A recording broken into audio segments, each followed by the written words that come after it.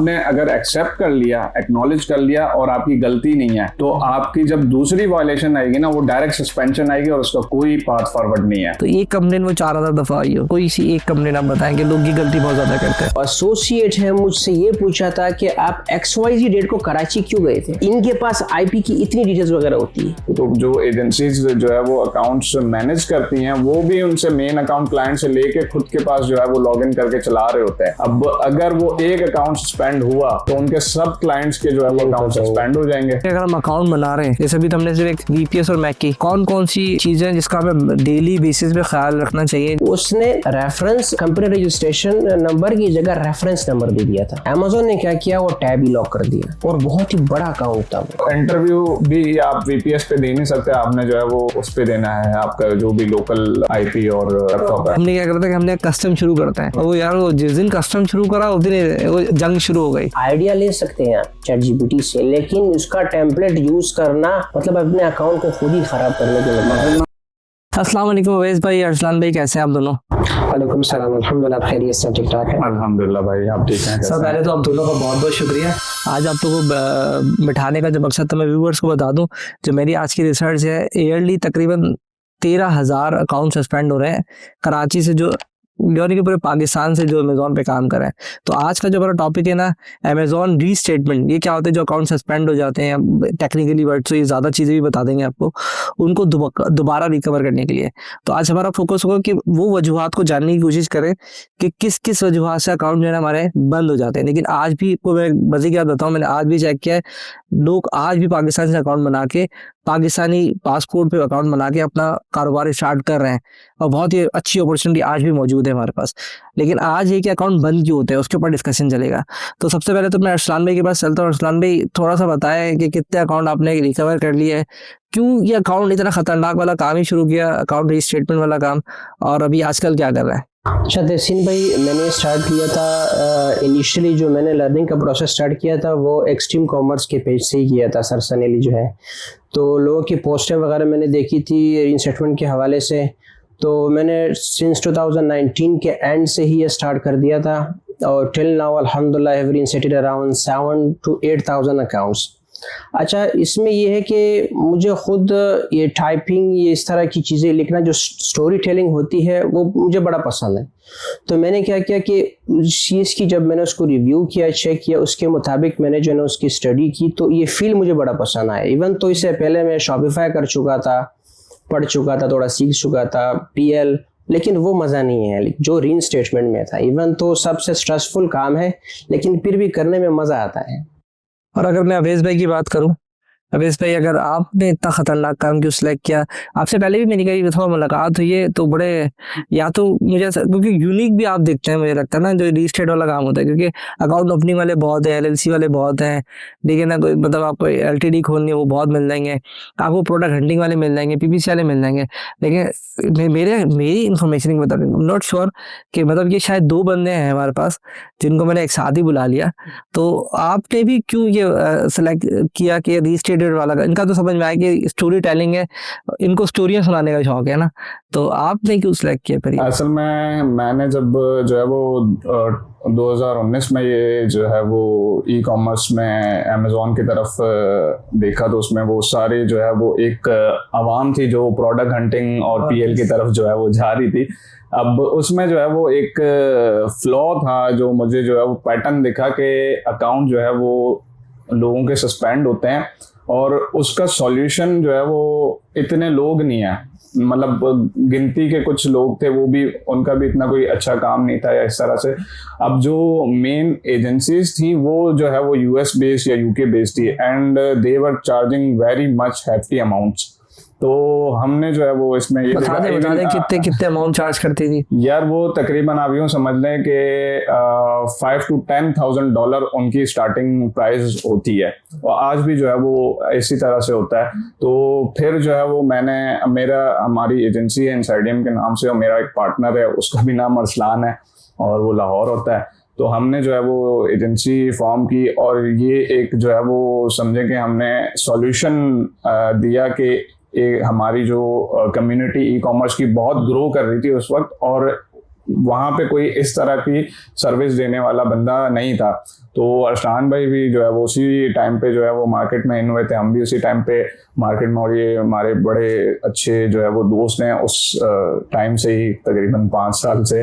तो हाँ, जो है वो एक चीज़ हमने ये की कि हम जो है वो किस तरह से केटर कर सकते हैं।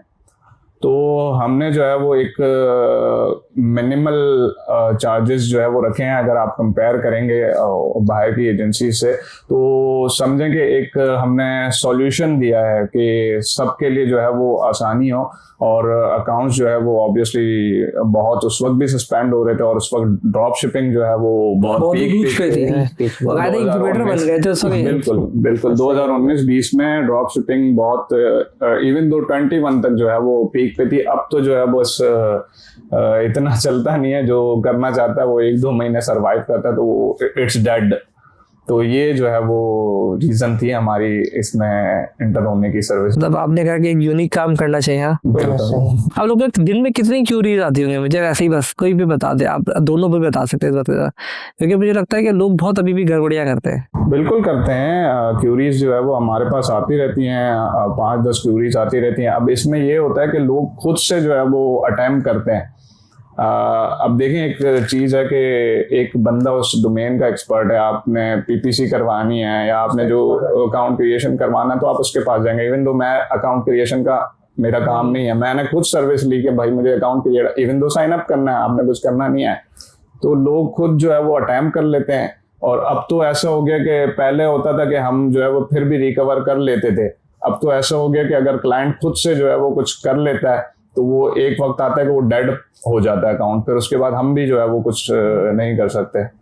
अगर मैं कोई एक वजह पूछूं अरसलान भाई आपसे पहले, फिर आपसे ही पूछते हैं क्योंकि दोनों के पास होता है डिफरेंट हो, एक वजह लोग कॉमनली, अगर आपने कहा 7 से कोई 8,000 की अकाउंट हम रिकवर कर सकते, कोई एक वजह जो अगर हम परसेंटेज दे देंगे, अगर परसेंटेज करें 10,000 का परसेंटेज करना है, कोई एक 4,000 10,000 का 4,000, तो एक कंप्लेन वो 4,000 दफा आई हो, कोई सी एक कंप्लेन आप बताएं कि लोग ये गलती बहुत ज्यादा करते हैं। तहसीन भाई, अच्छा, इसमें वेरिफिकेशन की इश्यूज में बहुत ज़्यादा गलती करते हैं। जो एक रजिस्ट्रेशन के दौरान वो लोग क्या करते हैं कि डॉक्यूमेंट्स स्टेटमेंट में उनका एड्रेस अलग होता है, आईडी कार्ड में एड्रेस उनका अलग होता है, और मेनली हमारे जो पाकिस्तानी रीजन के लोग हैं ये क्या करते हैं, इंस्टेड ऑफ के वो प्रॉपरली एक चैनल के पॉलिसीज को देखते हुए जो है वो लोग क्या करते हैं, एडिटिंग के प्रोसेस को, डॉक्यूमेंट्स के अल्ट्रेशन के प्रोसेस को ज़्यादा रिकमेंड करते हैं। तो जैसे कि अवैस भाई ने कहा कि जो अकाउंट्स आते हैं वो ऐसे होते हैं कि नियर टू डेड ही होते हैं, अटेम्प्ट्स कर चुके होते हैं, बस सिर्फ ये कि वो जब आखिरी सांसें रहती है वो हमें दे रहे थे कि इसको कुछ कर दो। अभी अवैस भाई ने बड़ी अच्छी बात की कि अकाउंट ऐसे होते हैं कि बिल्कुल नियर टू डेड होते। मेरे पास अभी एग्जिस्टिंगली एक अकाउंट आया है, मतलब वेल नोन पर्सन है, नाम नहीं लूंगा उनका, उनकी टीम ने क्या किया है, चैट जीपीटी से कॉपी पेस्ट करके टेम्पलेट अटैच कर दिया है, सबमिट कर दिया अमेज़न को। स्ट्रेट फॉरवर्डली उसने कहा कि ना मेरे पास एलओए है ना मेरे पास इनवॉइसेस है। तो ऐसे सिचुएशन में जाहिर सी बात है फिर अमेज़न आपको कहा जो है ना वो आपके अपील को प्रॉपर्ली रिव्यू नहीं करेगा। तो जो मेनली मिस्टेक्स हो रहे हैं, एक तो वेरिफिकेशन, क्योंकि वेरिफिकेशन पे एक स्ट्रॉन्ग अल्हम्दुलिल्लाह से ग्रिप है मेरी, यूके यूएस दोनों की। तो वेरिफिकेशन में ये लोग ज़्यादा ये इश्यूज करते हैं। मेक श्योर ये होना चाहिए कि एड्रेस, नेम, ये सारी डिटेल्स इंफॉर्मेशन जो है ना ये सेम होनी चाहिए। मैं तो अभी जो गया भी था और माड़ा बीच, तो वहाँ पे एक भाई साहब थे, वो मुझे बता रहे थे कि मैं पीएल का सेलर हूँ, मैं तेरा अकाउंट सेम आईपी और सेम इंटरनेट पे चला रहा हूँ। तेरा accounts main accounts, child email नहीं, मेन अकाउंट्स तेरा अकाउंट चला रहा हूँ। तो मैंने कहा कि ये फिर आप कैसे चला रहे हो? उसने कहा 1 साल से चला रहा हूँ। किसी से मैंने पूछा था, नाम भी लिया था उसने, कि उसने कहा कुछ इशू नहीं होगा। तो मैंने कहा कि यार एक काम करो, खुदा ना खासा अगर एक अकाउंट सस्पेंड हो गया ना, ये आपके 13 के 13 अकाउंट चले जाएंगे। आईपी पकड़ लेगा और चला जाएगा। तो बेचारा बड़ा घबराया। जाहिर सी बात है कि एजेंसी जब 13 अकाउंट्स होते हैं, वो 7 फिगर सेलर है, सही है, सारे तो उड़ जाएंगे। तो इस केसेस में क्या होते हैं, लोगों को इन छोटी छोटी चीज़ों का इतना इल्म नहीं होता। तो वही रिकमेंडेशन मैंने दी कि कैशे कुकीज़ क्लियर करो, विंडोज़ अगर करवा सकते हो करो। उसके बाद इंडिविजुअली हर अकाउंट के लिए सेपरेट वीपीएस लो, चाइल्ड पे भी एक्सेस ना करो इसको। था सेफ साइड पे अगर $10 आप स्पेंड कर भी देते हो, कम से कम ये तो दिल मुतमईन होता है ना कि खुदा न खासा सस्पेंशन तो नहीं आएगी। उसको सस्पेंशन अभी तक क्यों नहीं है जो 1 साल से वो कर रहा है? इसीलिए नहीं आई क्योंकि उसके अकाउंट सस्पेंड हुए नहीं है। अगर एक भी हो जाता तो है सारा हो जाएगा। 13 अकाउंट सारे चले आईपी जाएंगे। पकड़ेगा। और आजकल लिंक्ड अकाउंट नहीं हो रहे, अमेज़न ने रीइंस्टेट करना बंद कर दिए। जैसे कि सेलर कोड ऑफ कंडक्ट और ड्रॉप शिपिंग नहीं हो रहे थे, आजकल linked account reinstate near to impossible है, नहीं हो रहे। तो वो चीज़ें जो है ना, छोटी छोटी मिस्टेक्स हमारे पाकिस्तानी भी सेलर्स करते हैं, जिसकी वजह से जो है ना अच्छे खासे, एक तो अमाउंट भी अच्छी खासी जो है ना पे करनी पड़ती है और रिजल्ट्स भी जो है ना इतने नहीं मिलते। मतलब मुझे ऐसा लगा कि आपने कहा कि भाई हर अकाउंट की अलग अलग आईपी होनी चाहिए, एक आईपी पे ना खोलो क्योंकि वो लिंक होगा तो सस्पेंड हो जाएगा। सस्पेंड हो जाएगा, वो सारे जो है ना लिंक हो जाएंगे एक दूसरे के साथ। आईपी और मैक एड्रेस, मतलब एक डिवाइस आपकी डिफरेंट होगी, लैपटॉप डिफरेंट होगा और आईपी जो है वो आपकी डिफरेंट होगी। अब तो जो है वो वीपीएस मिलते हैं, तो आप जो है वो वीपीएस जो है वो असल मुझे आपसे भी सवाल था ये इतना सारा की जरूरत भी क्या है, जब अगर उसका 13 अकाउंट है तो सबको एक चाइल्ड एक्सेस पे लगा है? नहीं, असल में होता ये है कि जैसे ना एक मसला ये है कि यहाँ पे जो है ना पॉलिसीज की नॉलेज किसी को नहीं है। अब आपने किसी को बोला यार अमेज़न कर लो, तो वो दूसरे दिन अकाउंट बना के शुरू हो जाएगा। अब उसको कुछ नहीं पता कि क्या चीज़ है। मेरे पास जो है वो कितनी क्यूरीज आती हैं, यार हमने अमेज़न करना है, इवन दो उसका कोई इस जो है वो फील्ड से ताल्लुक नहीं है, तभी भी वो कहते हैं कि अमेज़न करना है। वो बंदे ने बोला इस तरह से यूं हो जाएगा और जो है क्या से मैं वो प्रोडक्ट अलीबाबा से प्रोडक्ट मंगा के वहाँ भेज दूंगा यार, वहाँ $40 की बिकती है, यहाँ पे $3 की मिल रही है, मैं भेज दूंगा, बाकी वो हवा से उड़ के जाएगी। ऐसा होता है कि एजेंसीज भी कुछ ऐसी हैं, हमारे पास जो है वो एजेंसीज के भी अकाउंट्स आते हैं, एजेंसीज हमारे साथ जो है वो कनेक्ट हैं। उनको भी कुछ एजेंसीज के ओनर्स को ये पता नहीं होता कि हमने जो है वो आईपीज और जो है वो डिवाइसेस जो है वो डिफरेंट यूज करनी है, क्योंकि आईपी और मैक एड्रेस अमेज़न ट्रैक करता है। तो वो इस तरह से करते हैं। अब जैसे इन्होंने मिसाल दी कि वो चलो उसके अपने 13 अकाउंट होंगे या जो एजेंसीज जो है वो अकाउंट्स मैनेज करती हैं, वो भी उनसे मेन अकाउंट क्लाइंट से लेके खुद के पास जो है वो लॉग इन करके चला रहे होते हैं। अब अगर वो एक अकाउंट सस्पेंड हुआ तो उनके सब क्लाइंट्स के जो है वो अकाउंट सस्पेंड हो जाएंगे। और वो अभी तो जो है वो सिचुएशन तकरीबन जो है वो सितंबर से ऐसी बनी हुई है कि रिलेटेड अकाउंट तो कोई अमेज़न रीइंस्टेट ही नहीं कर रहा, उसने तो जो है वो जवाब देना ही छोड़ दिया हुआ है। तो आपका जो अगर चलो एक अकाउंट पे जो है वो 6 फिगर नहीं, अगर $40-50 हज़ार का बिजनेस है, तो आप 13 अकाउंट से कैलकुलेट करें कितना बड़ा लॉस है। ये वीपीएस भी तो पकड़ सकता है, वीपीएस भी तो हम उसी से लेते हैं। वीपीएस नहीं पकड़, नहीं उसकी देखें मैक वीपीएन का जो है ना वो इशू है। वीपीएन में जो है वो चलो एक स्टैटिक आईपी आ जाती है, लेकिन मैक एड्रेस तो आपका सेम रहता है। VPS is a virtual machine, उसका मैक एड्रेस डिफरेंट होता है, उसकी आईपी डिफरेंट होती है। वो भी तो हम AWS से ले रहे होते हैं, या AWS क्या उन्हीं से ले रहे होते हैं। वीपीएस तो मतलब वो भी मेरे ख्याल है ट्रैकेबल होती है आईडी, ऐसा नहीं उससे कुछ हमने अब तक कुछ ऐसी चीज जो है वो देखी नहीं है कि वीपीएस का जो है वो कोई इशू बना हो, वो ट्रेस नहीं होती। हाँ, अगर क्लाइंट ने कभी इंटरव्यू में बोल दिया कि मैं वीपीएस यूज करता था, तो एक डिफरेंट चीज है। लेकिन जो है वो क्योंकि वो इंटरव्यू भी आप वीपीएस पे दे नहीं सकते, आपने जो है वो उस पे देना है आपका जो भी लोकल आईपी और लैपटॉप है। मेरा अकाउंट तो मैंने तो तीसरी दफा मैं टाइम पे बना था, नजीब ने बनाया था। तो वो तीसरी दफा में हमने जो मेरी सिम का इंटरनेट है ना, मैकबुक तो मेरा अपना ही, मैक पे सिम के इंटरनेट से काम हो गया था।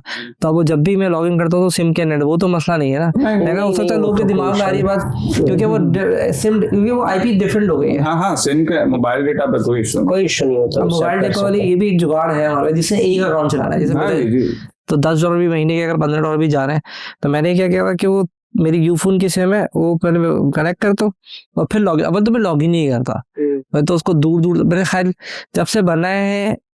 एक दफा कुछ मुझे था, कोई डॉक्यूमेंटेशन का काम करना था, तो उन्होंने हाँ रीस्टेटमेंट का आ गया था मेरे पास, वो रीवेरिफिकेशन आ गई थी, अमेज़न का कोड यार, वो तो जान को आ जाता है कोड यार, वो कोड वहां से चल रहा है, वो आ रहा है। मैंने बोला यार इससे तो जिंदगी, वो तो अगले दिन नींद नहीं आई है जब तक मैंने कहा अगर इन्होंने वहां रोक दिया, क्या अभी मैं बोलूँ क्या हरामखोर, उनको लिखा हुआ था ना, अमेज़न लिखा हुआ है, तो वो तो तंग करते हैं पहले। अभी तो लेकिन मेरे पास आ गया था, तो वो कोड आया था खाली तो रीवेरिफिकेशन का, तो तब मैंने दोबारा लॉगिन किया। अच्छा, एक बात आपको भी बता दूं और व्यूअर्स को भी बता दूं कि इस तरह से अकाउंट बिल्कुल ही ना छोड़ दिया करें। कि लॉगिन ही नहीं करना, क्योंकि वो 6 महीने के बाद जो है ना वो उस पर इशू आता है। तो बीच में जो है वो लॉगिन कर लिया करें, इखलाकन लॉगिन कर लिया करें। और अगर आप जो अपना एक अकाउंट चला रहे हैं तो आप तो अपने वाईफाई पे भी चला सकते हैं, उसका कोई इशू नहीं है। एक ही अकाउंट है ना, तो Wi-Fi चाइल्ड पे एक्सेस चला भी सकते अगर उस अकाउंट में आ जाए हाँ, तो कोई इशू नहीं है। अगर आपका एक चाइल्ड एक्सेस तो मैंने बच्चों को बांटा है, 2-3 बच्चे हैं और कोई issue नहीं भाई है। तुम लोग करते आप रहोगे। लॉगिन मेन अकाउंट में आप लॉगिन कर सकते हैं, हाँ, सिर्फ चाहे- कोई- बस सिर्फ ये है कि इंटरनेट Multiple वाईफाई जो ना वो डिफरेंट एक मतलब एक होना चाहिए, इन द सेंस कि आपके लिए अलग हो, चाइल्ड ईमेल के लिए अलग होना चाहिए, वो सेम ना हो। चाइल्ड के लिए अलग होना चाहिए। आजकल जो सिचुएशन है उस बेसिस पे जो है ना प्रोएक्टिवली जो है ना सेफर साइड वो डिफरेंट होना चाहिए ताकि लिंकेज के इश्यूज ना आए। क्योंकि पहले चाइल्ड एक्सेस ऐसे ही बन जाता था ईमेल पे, अब रजिस्ट्रेशन होती है ना प्रॉपर, आपके जो है वो डॉक्यूमेंट जाता है और आप पोर्टल पे रजिस्टर करवाते हो। तो अच्छा, पुराने हमारे बने हुए तो हमें मसला नहीं है, वो आ सकता है आगे चल के जो है वो कोई इशू। क्योंकि वो तो मैंने अभी जो है- पीपीसी वाले को भी अपना अकाउंट, क्योंकि वो चाइल्ड एक्सेस मांग रहा था मुझसे ना, तो जा ही नहीं रहा था चाइल्ड एक्सेस। जब उसको दूं तो उसके पास चीजें ही ना है। हाँ, वो पोर्टल जो है वो चेंज हो गया, क्योंकि पहले हमारे पास भी जो है ना वो समझे कि 5-6 ईमेल्स होती थी चाइल्ड की, क्योंकि उस वक्त लिमिट होती थी कि आप एक ईमेल पे 20 अकाउंट 25 अकाउंट ले सकते हैं। अब हमारे पास बहुत ज्यादा अकाउंट होते थे तो हमारे पास कोई 4-5 ईमेल्स ही।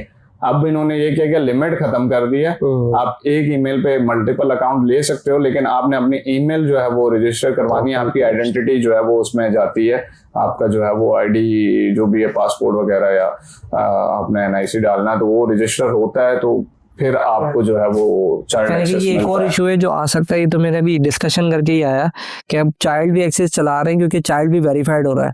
तो चाइल्ड का वाईफाई भी एक तो मेन हो गया जो हमने भी डिस्कस किया, जैसे 13 अकाउंट है या 2 अकाउंट है तो दोनों की आईपी और मैक डिफरेंट होना चाहिए। लेकिन अगर आप चाइल्ड भी चला रहे हैं, जो मैं बात समझा, तो उसका भी डिफरेंट होना चाहिए क्योंकि चाइल्ड भी वेरीफाइड होता है। फॉर द सेफर साइड जो है सेफर वो साइड। अभी मेरा अपना एक पर्सनल अकाउंट है तस्लीम भाई अमेज़न का, मैं लैपटॉप कैरी करके आया हूँ यहाँ पे कराची पे, तो यहाँ पे मैंने प्रोएक्टिवली वीपीएस परचेज कर दिया है अपने चाइल्ड एक्सेस के लिए। मेन अकाउंट तो जाहिर सी बात है मैं डायरेक्टली लैपटॉप पे कर देता हूँ, लेकिन जो चाइल्ड ईमेल ऑब्वियसली जो टास्क वगैरह होते हैं अकाउंट्स को लुक आफ्टर करना होता है वो मैं वीपीएस के थ्रू ही करता हूँ। क्यों? क्योंकि सेफर साइड अगर खुदा ना खासा लिंकेज आ गई तो फिर मसले बनते हैं इससे। अच्छा, अब मैं अवेज पे आपसे पूछता हूँ कि अगर हम अकाउंट बना रहे हैं, जैसे अभी तो हमने सिर्फ एक वीपीएस और मैक की, कौन कौन सी चीज़ें हैं जिसका हमें डेली बेसिस पे ख्याल रखना चाहिए जिससे हमारा अकाउंट सस्पेंड हो जाता है? मिसाल के तौर पे जैसे हमारी एक डिस्कशन हो गई, हमने कहा कि वीपीएस होना चाहिए, मैक होना चाहिए एंड देन सो ऑन, वो कौन कौन सी चीज़ें होनी चाहिए? देखिए, अब इस पे ना बिजनेस पे डिपेंड करता है कि आपका बिजनेस मॉडल क्या है, आप पीएल कर रहे हैं, आप होलसेल कर रहे हैं। नहीं, पीएल की बात कर रहा हूँ, पीएल को भी फोकस किया है। और मतलब इस तरह की कोई ऐसी चीज नहीं है अदर देन दैट के आईपीज वगैरह जो है वो आप उसको देखें। बाकी तो आपने जो चीजें करनी है, जो आपका डॉक्यूमेंटेशन या जो आपकी डिटेल्स जाएगी वो वन टाइम आपने जब अकाउंट क्रिएट किया बस आपने वो उसका ख्याल रखना है। बाकी जो यूज करते हुए आपने जो है वो ये आईपी वगैरह मैटर, मतलब बंदा निकल गया कहीं बाहर जो है वो कैफे में बैठ गया, वहां पे अलग आईपी आ रही है, फिर वो उधर गया, फिर तो ये चीजें जो है ना वो ट्रिगर करती हैं। अब जैसे आपने फोन की मिसाल दी, अब फोन तो ठीक है आपके पास ही होता है, आप कहीं भी जा रहे हैं उससे आपने कनेक्ट कर दिया हॉटस्पॉट तो आप उसको यूज करें, दैट्स फाइन। और ये है कि अगर आपने जो है वो काम करना है तो एक चाइल्ड एक्सेस जो है वो अकाउंट का बना के रखें, तो जो काम आपने करना है ना वो चाइल्ड एक्सेस से ही करें। मेन अकाउंट आप जो है वो 2-3 महीने में बस वैसे ही लॉग इन करके जो है वो और सही है, देख लिया करें। बाकी जो है वो उसके बाद वो बिजनेस के जो है वो बिजनेस टाइप पर डिपेंड करता है कि आपने जो है वो क्या प्रिकॉशंस लेने हैं, मतलब सोर्सिंग कैसे करने हैं, क्या डॉक्यूमेंट्स आपने रखने हैं, और आगे चल के अगर कोई इस तरह की एक्सपेंशन आती है कौन से प्रोडक्ट में नहीं जाना, कौन से प्रोडक्ट में जाना है, तो वो सारी चीजें जो है वो उसके बाद की आती है, वो बिजनेस पे डिपेंड करता है। तो यानी कि ये भी टॉपिक जा सकते हैं कि अभी तो मैंने पीएल की बात की, अभी आप होलसेल बता सकते हैं, ड्रॉप शिपिंग का बता सकते हैं, तो इसमें प्रोडक्ट भी हो सकते हैं कि प्रोडक्ट की वजह से भी सस्पेंड हो जाता है। ऐसा ही रिस्ट्रिक्टेड प्रोडक्ट आता है आपका जो है वो प्रोडक्ट की वजह से ही होता है। एक्सपायर्ड प्रोडक्ट जो है वो आपका प्रोडक्ट की वजह से सस्पेंशन आती है, एक्सपायरी पे, रिस्ट्रिक्टेड पे ऑथेंटिसिटी आ जाती है इस पे। मिसाल के तौर पर जनरली से बताएंगे, अगर आपने केस फॉलो किया है कि इसकी प्रोडक्ट इस तरह की थी, बता दें अगर वो कोई मसला नहीं है कि वो उसकी वजह से पूरा एक्सपायरी थी या नहीं। बहुत से प्रोडक्ट होते हैं ना ऐसे, तो जैसे कोई ईडेबल प्रोडक्ट है अब उसकी जो है वो एक्सपायरी आपने जो है वो मेरे ख्याल में कोई 6 मंथ की वैलिडेशन उसकी मिनिमम होनी चाहिए। सही है। तो वो हमारे पास अभी रिसेंटली एक केस आया था, वो उसकी लिस्टिंग जो है वो सस्पेंशन आई थी। उन्होंने जो है वो क्लाइंट ने ये किया था, तो उसकी ईडेबल प्रोडक्ट थी, उसने जो एक्सपायरी के वो लगाए थे, टैग्स लगाए थे, वो गलती से 2026 की जगह 25 करके चिपका कर भेज दिए थे। अब वो सारी इन्वेंट्री जो है वो उधर वो पहुंच गई थी अमेजोन पे, तो लिस्टिंग इनकी सस्पेंड हो गई। अब वो गलती ये हुई कि 3 प्रोडक्ट थे और वो टैग एक ही निकले, तो वो तीनों पे जो है ना अब वो अच्छी खासी जो है वो इन्वेंट्री थी। अब एक तो जो है वो रीइंस्टेटमेंट करवाना का जो टाइम गया वो अलग हो गया, और दूसरा ये कि इन्वेंट्री उन्होंने रिटर्न मंगाई है, उसका टाइम गया, और उसका एक्सपेंस बहुत ज्यादा होता है, क्योंकि आपने मंगानी है, बहुत महंगा है, फिर दोबारा के लिए अप्लाई करनी है। तो ये मतलब ये गलती है, मिस्टेक है। अगर आप निकालने से पहले वेयरहाउस से भेजने से पहले वैलिडेट कर लें तो ये, क्योंकि सबसे ज्यादा मुश्किल है वो फ्रेड। मेरे तो इतना ज्यादा लगा जो मेरी अपनी प्रोडक्ट्स हैं उसमें फ्रेड ज्यादा महंगा है as compared to product manufacturing, क्योंकि वो फ्रेड इतना ज्यादा चार्जेस कर जाता है। बिल्कुल। अच्छा, एक और बात ये थी कि अगर हमारा होलसेल का हो गया, ड्रॉप शिपिंग तो अब डिस्कशन करें या नहीं करें, वो खत्म कर दें, ये ड्रॉप शिपिंग तो अल्लाह हाफिज कर दें? वो तो बस अल्लाह हाफिज ही कर दे, क्योंकि वो हो ही नहीं रही। 2 स्टेप कर रहे कुछ लोग, लेकिन वो भी ये ऐसा है कि 2 स्टेप में ये होता है कि मतलब आप इन्वेंट्री परचेस करते हैं सैम्स क्लब, वॉलमार्ट से, अपने वेयरहाउस मंगवाते हैं, वहाँ पे जो है ना पिक पैक शिपिंग जो है ना लेबलिंग चेंज करके सेंड कर देते हैं, तो उसमें भी जाहिर सी बात है अमेज़न आपसे उसमें भी इनवॉइसेस मांग लेता है, ऑथेंटिसिटी कंप्लेन आ जाती है। तो उस बेसिस पे लोग क्या करते हैं कि इनवॉइसेस तो नहीं दे पाते हैं, वॉलमार्ट के, सैम्स क्लब के होते हैं, तो वो भी अकाउंट अमेज़न सस्पेंड कर देता है। मैक्सिमम अगर वो प्रॉफिट एंजॉय करे भी तो 1.5 और 2 मंथ तक होगा, उसके बाद अकाउंट का सस्पेंड हो जाएगा।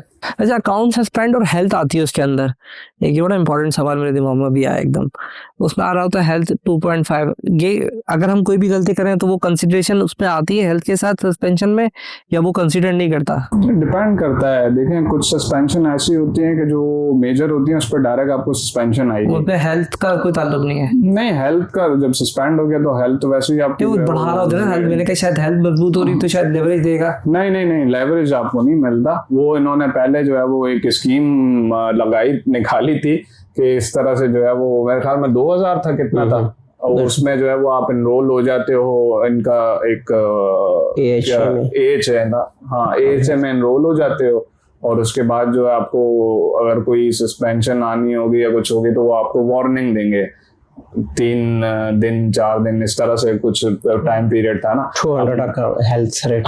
मसला ये है कि जो जिन्होंने एच लिया तो वो ड्रॉप शिपिंग कर रहे थे, अब ऑथेंटिसिटी अगर आ गई तो इनवॉइस है नहीं तो कहाँ से सबमिट करवाएंगे, वो इवेंचुअली सस्पेंड ही होना है। अब वो तो खैर एएचए वाला सिस्टम भी जो है वो इतना कोई लोग फॉलो तो नहीं कर रहे।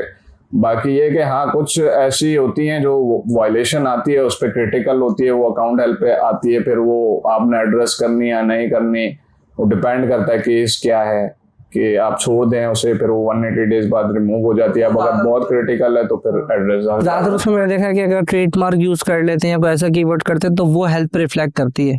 जैसे मिसाल हमारे यहाँ उसमें भी एक वेलक्रो का वर्ड है, वो हमने यूज कर लेता है वेलक्रो, उसको कहते ही पूरी दुनिया में वेलक्रो, लेकिन किसी ने ना होशियारी मारी उस कीवर्ड को ट्रेडमार्क कर दिया। उसे यार उसका मैं दिमाग देखता रहा, तो उसने वो कीवर्ड, तो हम जब वो कीवर्ड डाल रहे हैं तो बोलते हैं यार ये कीवर्ड नहीं डाल सकते आप, तो वो हेल्थ पे रिफ्लेक्ट करता है। तहसीन भाई, होता क्या, आपने बड़ा एक अच्छा सवाल किया है कि जो अकाउंट हेल्थ रेटिंग होती है, बहुत से क्लाइंट्स आते हैं पाकिस्तानी बेस्ड जो ये गिला करते हैं कि यार सलान भाई अकाउंट हेल्थ मेरी हेल्थी है, 200+ अकाउंट सस्पेंडेड है, ये ग्लिच है, मुझे पता है अमेज़न ने गलती की है। अच्छा, इतना कॉन्फिडेंस? ये बिल्कुल कहते हैं कि ये अमेज़न ने कोई गलती की है, मेरी तो अकाउंट हेल्थी यहाँ पे शो कर रहा है।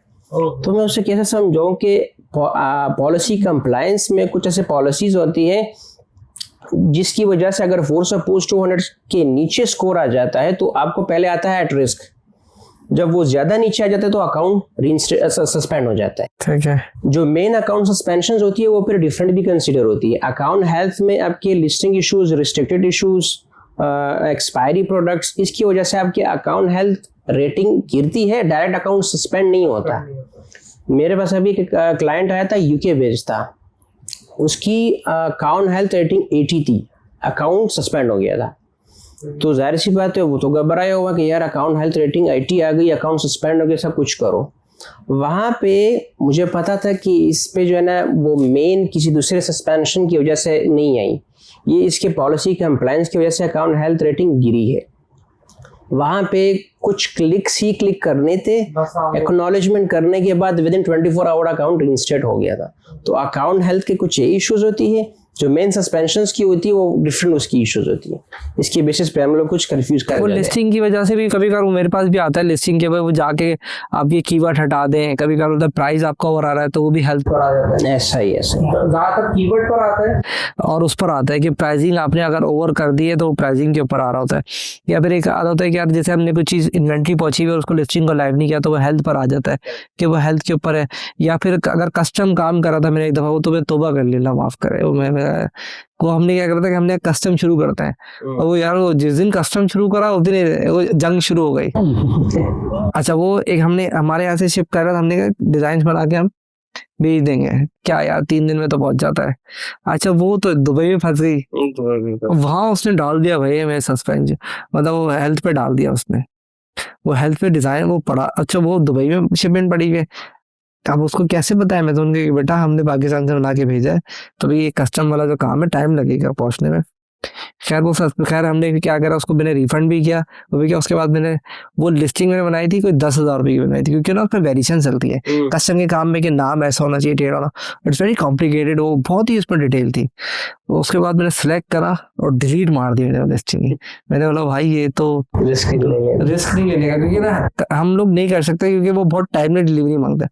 तो वो सारा हेल्थ पे लेके चला गया था कि हेल्थ की जो वेरिएशन है, तो यहाँ तक तो ठीक है देखिए, लेकिन अगर कोई ऐसी कंप्राइज करी जो कि आउट ऑफ द बॉक्स है, जैसे जिसमें इन्होंने बताया कि भले ठीक है आपका अगर आपकी वो एक्सपायरी डेट है तो इस पर अकाउंट जाएगा, लिस्टिंग नहीं जाएगी, अकाउंट चला जाता है या लिस्टिंग जाती है, जैसे इस एक्सपायरी के जो हमने बात की उसमें। अब देखें, आपने सवाल किया कि एक्सपायरी प्रोडक्ट के हवाले से कि जो है वो अकाउंट हेल्प पे आते हैं। मैं अब इसमें जो है ना एक मजीद एक और इनपुट देता हूँ कि अरशान भाई ने भी बताया कि एक क्लाइंट की जो आई थी वायलेशन और उसमें जो है वो एक्नॉलेजमेंट करनी थी। अब देखें, हमारे पास जब क्लाइंट आता है ना तो इनको पता है कि यार ये एक्नॉलेज करना है नहीं करना, रीज़न क्या है और क्या नहीं है।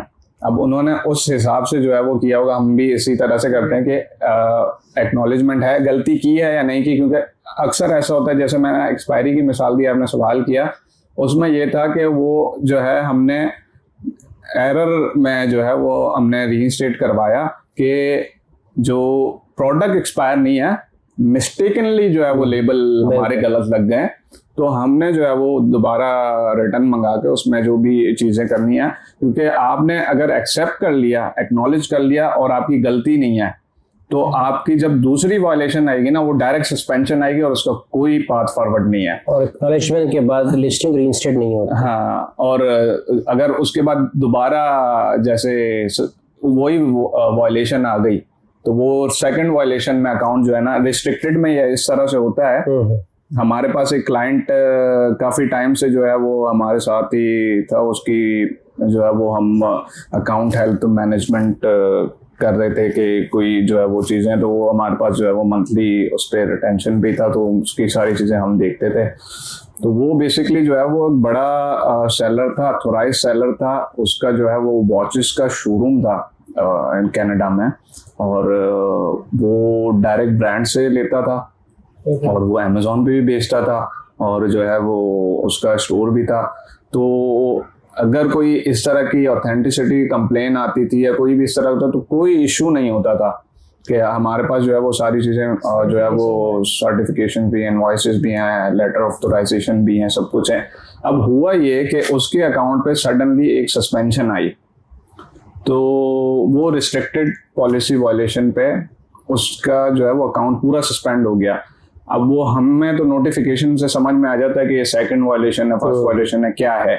तो हमने उसे ये बोला कि यार ये सेकंड वायलेशन है, क्योंकि हमारे पास जो है वो जब से आप ऑन बोर्ड हुए हो तो हमारे पास तो पूरा डेटा है कि हमने कौन कौन सी वायलेशन एड्रेस की हैं।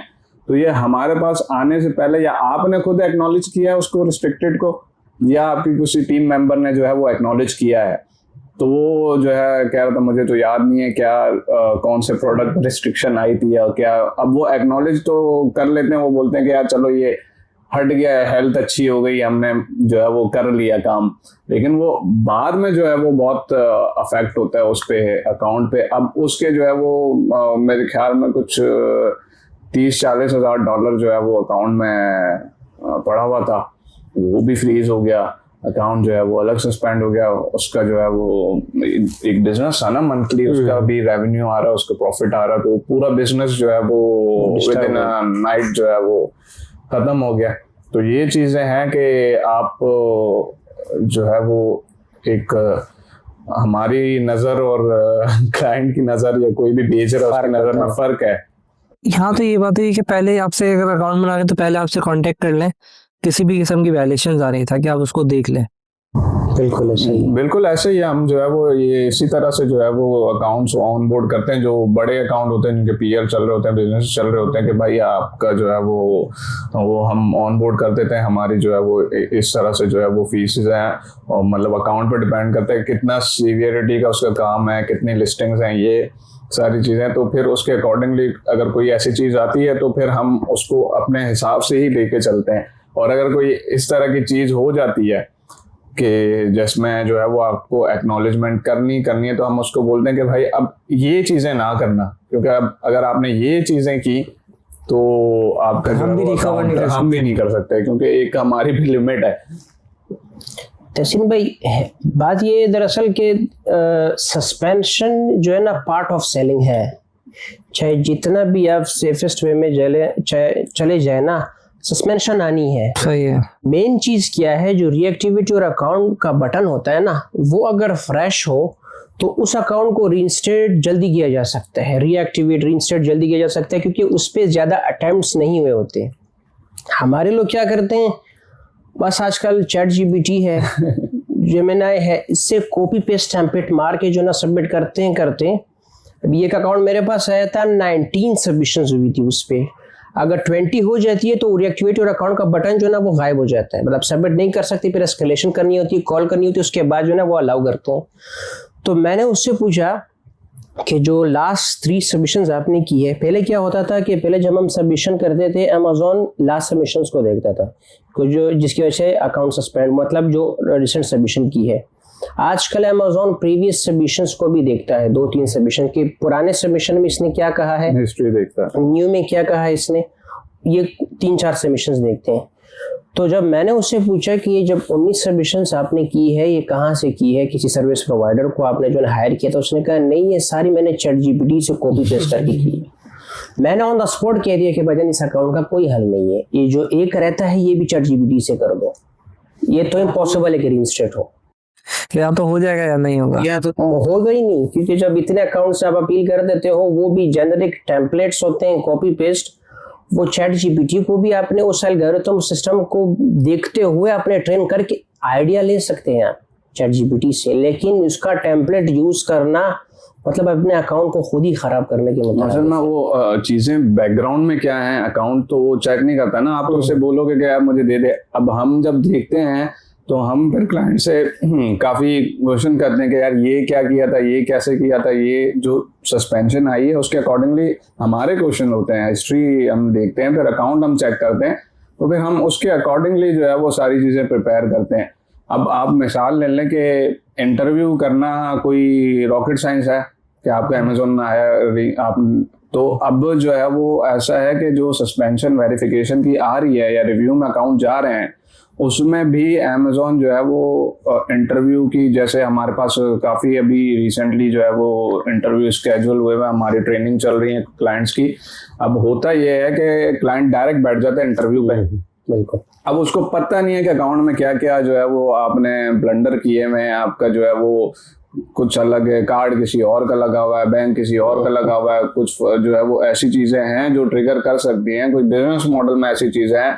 अब वो इंटरव्यू पे बैठते हैं, मेरे पास जो है वो कितनी डेली क्यूरीज आती हैं, असलान भाई के पास भी आती होंगी कि यार ये इंटरव्यू फेल हो गया, अब इसका कुछ करो। अब इसके बाद हम नहीं कर सकते कुछ भी, क्योंकि इंटरव्यू रीस्केड्यूल नहीं होता, यूएस में तो होता ही नहीं है, यूके में फिर चलो जो है वो चांस है, लेकिन यूएस में नहीं होता। अब वो खुद से जो है वो इंटरव्यू करते हैं, कहते हैं यार वो उसने जो है वो इस तरह से पूछ लिया कि जो पुराने कार्ड लगे हुए ये किसके मिसाल है, कोई दूसरा तीसरा सवाल कर लिया यूजर परमिशन के हवाले से यूजर परमिशन के। अब हमारे पास जब अकाउंट आता है, हम जब जो है वो सर्विस देते हैं, हमारी ट्रेनिंग होती है, तो हम पहले अकाउंट पूरा ऑडिट करते हैं, उसमें से जो चीजें रिमूव करनी होती हैं उसको रिमूव करते हैं, जो एक्स्ट्रा चीजें हैं उसको फिर हम क्लाइंट से समझते हैं भाई आपका बिजनेस मॉडल क्या था। फिर उसके बाद हमारा जो है वो 1 घंटे का पूरा सेशन होता है, उस पर ट्रेनिंग होती है, उसके बाद हम उसको क्वेश्चनर देते हैं, उसके बाद उसके डॉक्यूमेंट जो रेडी करने होते हैं उसको हम जो है वो एक तरफ फाइल अप। अब काफी ऐसे लोग हैं जो अब यूके की कंपनीज में जो है वो डॉक्यूमेंट बहुत सारे होते हैं, वो एक डॉक्यूमेंट एक पेपर लेके जो है वो बैठ जाता है वो करने। अब यूके के जो है वो 10-15 पेज का तो जो है वो कंपनी हाउस का जो है वो डॉक्यूमेंट सबमिट होता है। सही है। तो वो एक अगर पेपर आप लेके बैठ गए तो नहीं होता। अब वो ये सारी चीजें जो है वो एजुकेट नहीं होते लोग इसमें, जो है वो हर एक सर्विस का अपना हम बैठे हुए हैं, अगर तो किसी वजह से बैठे हुए ना, अगर इसी तरह से सारे काम बंदा लोगों को डर लगता है यार, पैसे बहुत सारे ले लोगे। नहीं यार, पैसे असल में देखें, अब पैसे हम जो है ना वो पीनट चार्ज करते हैं, सीधी बात है। ये अरशान भाई को भी पता है कि जो है वो कितने चार्ज करते हैं। हमारे पास जो है वो बड़ी बड़ी एजेंसीज हैं यूएस की, उनके पास से क्लाइंट वापस आया है कि यार उनसे नहीं हो रहा, आप जो है वो कर दो, और हमने किया है वो काम, और हमें पता है कि उसको वो कितना दे रहा है और हमें क्या दे रहा है, क्योंकि हम जो है वो मार्केट में बैठे हुए हैं, हम भी जो है वो पता होता है कि कौन जो है वो कितने चार्ज कर रहा है। अच्छा अरशान भाई, ये था कि क्या अगर एक अकाउंट जिसको 2 साल हो गए, 3 साल हो गए, इसकी बुनियाद पर भी कोई बेनिफिट मिलता है अमेज़न से? ये भी नहीं कंसिडर, लेकिन मौत कभी भी आ सकती है जब आपने गर्दन हिला दी। मौत कभी भी मेरे आ सकती है। मैंने ये सोचा कि जिस बात पे भी आप ना कर दे, मतलब अमेज़न की मौत किसी भी आ सकती है। आपकी बहुत अच्छी हेल्थ है तब भी मौत आ सकती है, आपकी जिंदगी बहुत है, आगे बहुत सारा पैसा है तब भी मौत आ सकती है, ठीक है, आपके पास लग्जरी कार है तब भी मौत आ सकती है, आप लीगली चल भी रहे हो तब भी मौत आ सकती है। तो यानी कि कोई ऐसे लिवरेज नहीं है। हेल्थ अच्छी है उससे फर्क नहीं पड़ता, ठीक है, अकाउंट अच्छा हो, आपकी जेन्युइन प्रोडक्ट हो, ये सारी चीजें, लेकिन मौत कभी भी आ जाएगी। क्योंकि कुछ लोग बोलते हैं ना पुराना अकाउंट हो गया तो मुझे बेनिफिट हो रहा है, ऐसा कुछ नहीं है। नहीं, थोड़ी बहुत बेनिफिट्स प्रिविलेजेस अमेज़न देता है उसको। जो पुराने अकाउंट्स होते हैं उसका क्या टाइमलाइन होगी तकरीबन? इन अ सेंस ये है कि ऐसे अकाउंट्स भी मैंने देखे जिसमें अमेज़न कह देता है कि विदिन 72 आवर्स आपका अकाउंट हम रीइंस्टेट सस्पेंड कर देंगे अगर आपने ये XYZ plan of action documents attach नहीं किए। लेकिन मैं उस अकाउंट को अभी तक, कुछ अकाउंट्स मेरे पास है जिनको 1.5 और 2 मंथ्स होते हैं कि सस्पेंड नहीं हुए। इवन तो अकाउंट हेल्थ रेटिंग भी इफेक्ट हुई है लेकिन अभी भी सस्पेंड नहीं हुई। थोड़ी बहुत प्रिविलेजेस अमेज़न देता है जो पुराने सेलर्स को होते हैं। जो नए होते हैं 72 आवर्स का टाइम देके अगर नहीं हुआ डायरेक्ट सस्पेंड कर देते हैं, क्योंकि उनको इतना जो है ना इनसे कोई लेना देना नहीं है। पर नए सेलर हो, सेल्स हिस्ट्री इतनी नहीं है, लेकिन जो पुराने अकाउंट्स होते हैं उसको फिर अमेज़न पुराने को क्या काउंट करेंगे अगर हम उसकी टाइम वैल्यू निकालें? टाइम वैल्यू तो कम से कम 3-4 साल की हो तो बिल्कुल उसको जो है बड़े जो है ना एक अच्छी नज़र से देखता है अमेज़न। हाँ, अच्छा ऐसा भी नहीं हो सकता कि अगर जैसे पहले लिस्टिंग इफेक्ट हो रही है, क्योंकि अगर पूरा अकाउंट है और उस पर लिस्टिंग है, लेकिन वो भी आपने कहा कि वो भी कंसिडरेशन में नहीं आएगा। मैं सिर्फ रिवाइज कर रहा हूँ कि अगर भले लिस्टिंग में कोई गड़बड़ करी, जिसकी प्रोडक्ट जैसे एक्सपायरी थी या व्हाटएवर, या ड्रॉप शिपिंग की थी उसने जगह पे, कहता था कि एक ही बात बार बार हो जाए, या उसने कुछ गड़बड़ मारी थी, ऐसी प्रोडक्ट थी जो कि पॉलिसी वायलेशन करती है, तो भी अकाउंट चला जाएगा, लिस्टिंग नहीं जाएगी, अकाउंट भी जा सकता है। डिपेंड करता है कि उसकी जो है वो कोई साइंस नहीं है, वो उनकी मर्जी है कि वायलेशन कितनी सीवियर है। हाँ, वायलेशन की। हाँ, अब आप जैसे कह रहे हैं ना कि ऐसे ये ज्यादातर लेदर जैकेट वालों को जो है वो देखेंगे तो इन पे ना कभी कभार जो है ना वो काफी इनके अकाउंट हेल्थ इन्फ्रिंजमेंट लगी हुई होती है। अब कोई ऐसे अकाउंट होते हैं एक इन्फ्रिंजमेंट आती है और अकाउंट पूरा सस्पेंड हो जाता है, कर देते हैं। तो इसकी कोई पीछे जो है वो इस तरह की साइंस नहीं है कि कितनी आएंगी। हमने तो ऐसे भी देखे 100 वायलेशन पड़ी हुई है, अकाउंट चल रहा होता है बिल्कुल। तो ये भी होता है कि एक वायलेशन पड़ी और अकाउंट उड़ गया। तो इसके पीछे कोई ऐसी साइंस नहीं है कोई ये भी नहीं साइंस लगती, मैं असल मल्टीपल साइंसेस लगा रहा हूँ कि पाकिस्तानी बेसिस पे है और एलएलसी की बेसिस पर है, ये वाली साइंस अगर लगा देते ये साइंसेस हमारे यहाँ डिस्कशन पे होती है, तेरा अकाउंट पाकिस्तानी बेसिस पे तो नहीं है तेरे लिस्टिंग में, तो क्या ये वाली साइंस भी डिपेंड करती है? ज्यादा इफेक्ट नहीं आता है इस चीज से कि पाकिस्तानी, कि जैसे बहुत लोग कहते हैं एलएलसी पे खुलवाओ उसका एक इम्पैक्ट होता है। एलएलसी पे अगर खुलवाते भी है लेकिन प्राइमरी डिटेल्स तो फिर भी अपनी तो देनी है। वो क्या समझते हैं कि हमने एलएलसी अटैच कर दिया अकाउंट के साथ तो वो कंसीडर एलएलसी का यूएस का होता है, नहीं। प्राइमरी डिटेल्स तो अमेज़न को पता है कि वो आईपी पाकिस्तान से एक्सेस हो रही है और बंदा भी पाकिस्तानी है, तो बंदा भी पाकिस्तानी, इससे वीडियो कॉल वेरिफिकेशन भी हुई है और वहां पे लिखते हैं कि ये इस बंदा, मेरी अपनी वीडियो कॉल वेरिफिकेशन हुई थी एक बार, 45 मिनट्स वीडियो कॉल वेरिफिकेशन गई है जिसमें लिटरली जो एसोसिएट है मुझसे ये पूछा था कि आप XYZ डेट को कराची क्यों गए थे, इनके पास आईपी की इतनी डिटेल्स वगैरह होती है। मैं हैरान रह गया, था इंडियन, मैं हैरान रह गया कि इसके पास इतनी डिटेल्स ऐसे कैसे आ गई। तो मैंने कहा कुछ वजूहात थे, फैमिली इश्यूज की वजह से मैं ट्रैवलिंग में चला गया था, आईपी चेंज हो गई थी, उसके बाद मैं फिर अपने होम टाउन आ गया हूँ, तो इस वजह से आईपी चेंज हुई है। तो ये अगर ये कहना कि हाँ थोड़ा प्रिविलेज मिलता है, यूएस बेस्ड अकाउंट्स को सस्पेंशन में प्रिविलेज मिलता है, पाकिस्तानियों को जल्दी सस्पेंड कर देते हैं, लेकिन ये कि ये नहीं है कि कोई पर्सनल ग्रजेस अमेज़न शो करता है, ऐसा कुछ ऐसा नहीं। कोई ये मिथ है मार्केट में ना, ये मिथ है कि पाकिस्तानी उस पे, आप देखें इसका पूरा जो है वो डीमोटिवेट कर देंगे आप सबको कि भाई नहीं देखें, इसका पूरा जो है बिजनेस का निचोड़ ये है कि आप फ्रॉम द स्टार्ट और जब तक आप काम करें आप सही तरीके से चलें, आप पॉलिसी जो है वो सारी फॉलो करें, आप डॉक्यूमेंटेशन अपने जो है वो अरेंज ऑथेंटिक दें और कोई जो है वो हैंकी पैंकी ना करें, तो आप बिजनेस करें, कोई इशू नहीं है। पाकिस्तानी अकाउंट नहीं चलते, पाकिस्तानी अकाउंट बहुत चलते हैं और अच्छे चलते हैं, तो उसमें यही अरसलान भाई वाली बात है, कोई ग्रज नहीं है ना कोई इस तरह की जो है वो। अच्छा, पेमेंट गेट से वगैरह चेंज करने से फर्क पड़ता है? जैसे मिसाल के तौर पे, क्योंकि इनिशियली अकाउंट बनाया है हमने को, कुछ एक मेरे इन्वेस्टर्स के साथ है, तो उसने बाहर के कार्ड लगा दिए थे, मतलब कैपिटल या बैंक ऑफ अमेरिका अपने कार्ड थे, कार्ड तो अपने थे, नाम पे था, टैक्सी नहीं था। अब वो कहते हैं यार पायनियर लगा देते ताकि टैक्सेस से बच जाए। वो एक हमारी ये कि अभी क्या सीन है, मैं बताता हूँ बड़ा अच्छा, और ये मुझे उन्होंने भेजा भी था सवाल, मैंने कहा था यार मेरा, क्योंकि वो अमेरिका तो जाते आते थे, तो अकाउंट खोल दिया, खोला उन्होंने पाकिस्तानी बेसिस पे ही है और एक INC या LLC है व्हाटएवर, तो कह रहे हैं वो हमने कार्ड लगा दिया था मैंने बैंक ऑफ अमेरिका का, तो पैसा वहां गिरता है, फिर वहां से ड्राइव करके व्हाटएवर करते हैं। वो कहते हैं मैं डायरेक्ट पीनियर का कार्ड लगा देता हूँ, जो बना वो पाकिस्तानी बेसिस पे। अब वो कह रहे हैं यार डर मुझे लगता है कि साला किसी को मैं जाके पीनियर का कार्ड लगाऊं और वाला री-वेरिफिकेशन में ना चला जाए। डायरेक्ट ना चेंज करें, इसका जो बेस्ट पॉसिबल वे होता है, सेल सबपुटी मेंबर को आपने पहले केस क्रिएट कर देना है केस लॉग में कि मैंने जो है ना अपना कार्ड चेंज करना है, एग्जिस्टिंगली ये अकाउंट लगा हुआ है और मैंने जो है ना इस पे पेनियर का अकाउंट अभी लगाना है।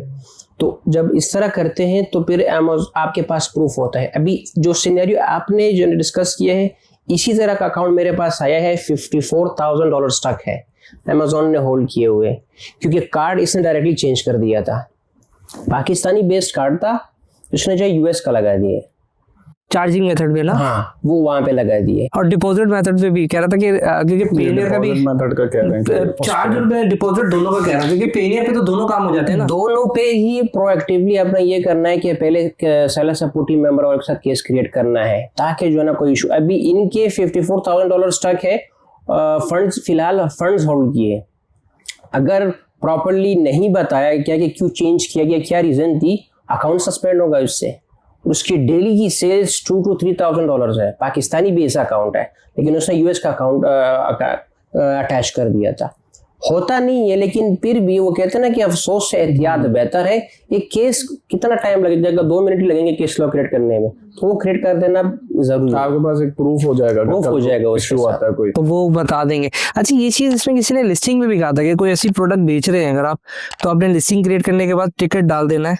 ये जब हम इसी में थे तब बोलते थे कि यार वो टिकट डाल के पहले पूछ लो कि प्रोडक्ट बेचनी चाहिए नहीं चाहिए, तो मैंने कहा अगर वो हाँ कर भी देता, उनके पास क्या डेटा होगा, तो अगर उसके बाद कोई इशू आ जाए, मिसाल के तौर पे मैं बताया था, एक प्रोडक्ट थी, हम लोग उसको बात करते, एक सर्किल पंच था, तो हमने कहा सर पता नहीं है इसका डिजाइन पैटर्न तो नहीं है, आ नहीं रहा, तो उन्होंने कहा इसकी लिस्टिंग क्रिएट करो और टिकट डालो, टिकट डाल के अप्रूवल ले लो तो तुम्हारे पास एक एविडेंस आ जाएगा। तो ये काम करते हैं इस तरह की चीज? पेटेंट में तो नहीं कर सकता ना वो काम। ये तो मैं कह रहा हूँ तो करेगा नहीं। तो जब डिजाइन पेटेंट या यूटिलिटी पैटर्न किसने जो है वो मारना बाद में तो मारेगा वो। बस ये कि ये तो खाना पूरी, हाँ ये है कि रिस्ट्रिक्टेड प्रोडक्ट वाली जो है वो चीजें हैं वो आप उनसे पूछ सकते हो क्योंकि वो उनकी पॉलिसीज हैं। अब पेटेंट जो है वो किसके पास है क्या है तो वो किसी को नहीं पता ना उनके पास जो है वो ट्रेडमार्क की लिस्ट है कि ये सारे ट्रेडमार्क है, आप उससे पूछते हैं तो वो तो आपने अपनी रिसर्च करनी है। हाँ, तो क्या चीज पूछ सकते हैं सर, दोबारा बताने? रिस्ट्रिक्टेड प्रोडक्ट जैसे मिसाल है। उसको क्या लिखेंगे? क्या हम उसको बोलेंगे यार ये मैंने लिस्टिंग बना दी, पर लिस्टिंग बना दे? नहीं, लिस्टिंग बनाना नहीं है, पहले आपने पहले केस क्रिएट कर लिस्टिंग बना ली तो हो गया ना, काम हो गया। पहले ये प्रैक्टिस हुआ करती थी कि आपने क्या करना है कि एक लिस्टिंग बना देनी है, उसको चेक करना है।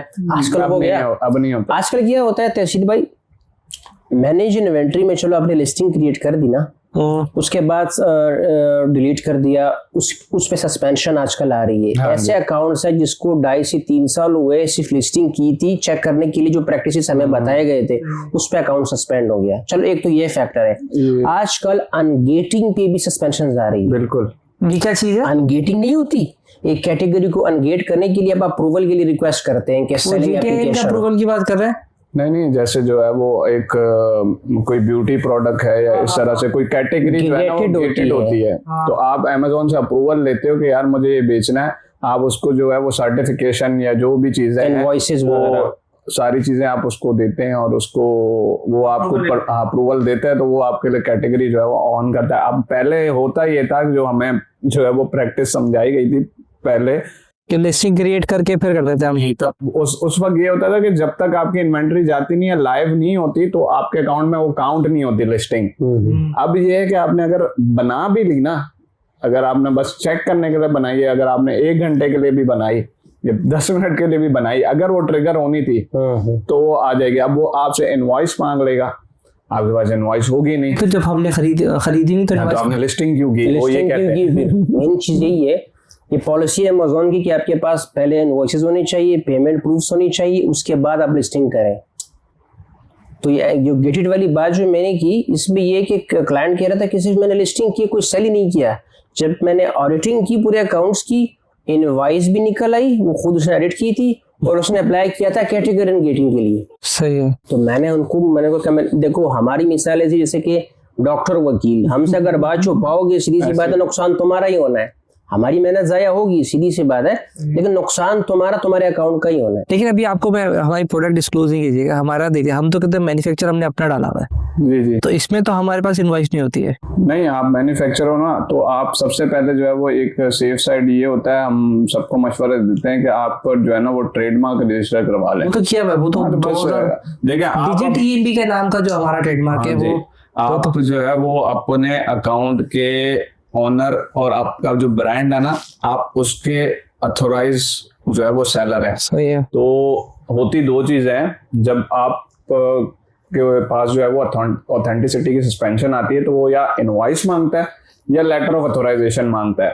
तो अब आपके ये टेम्पलेट में लिखा होता है इनवॉइसेस और LOA लेटर ऑफ अथोराइजेशन, या जो है वो कभी कभी ऐसे बोलते हैं कि इनवॉइस भी दो, लेटर ऑफ अथोराइजेशन भी दो।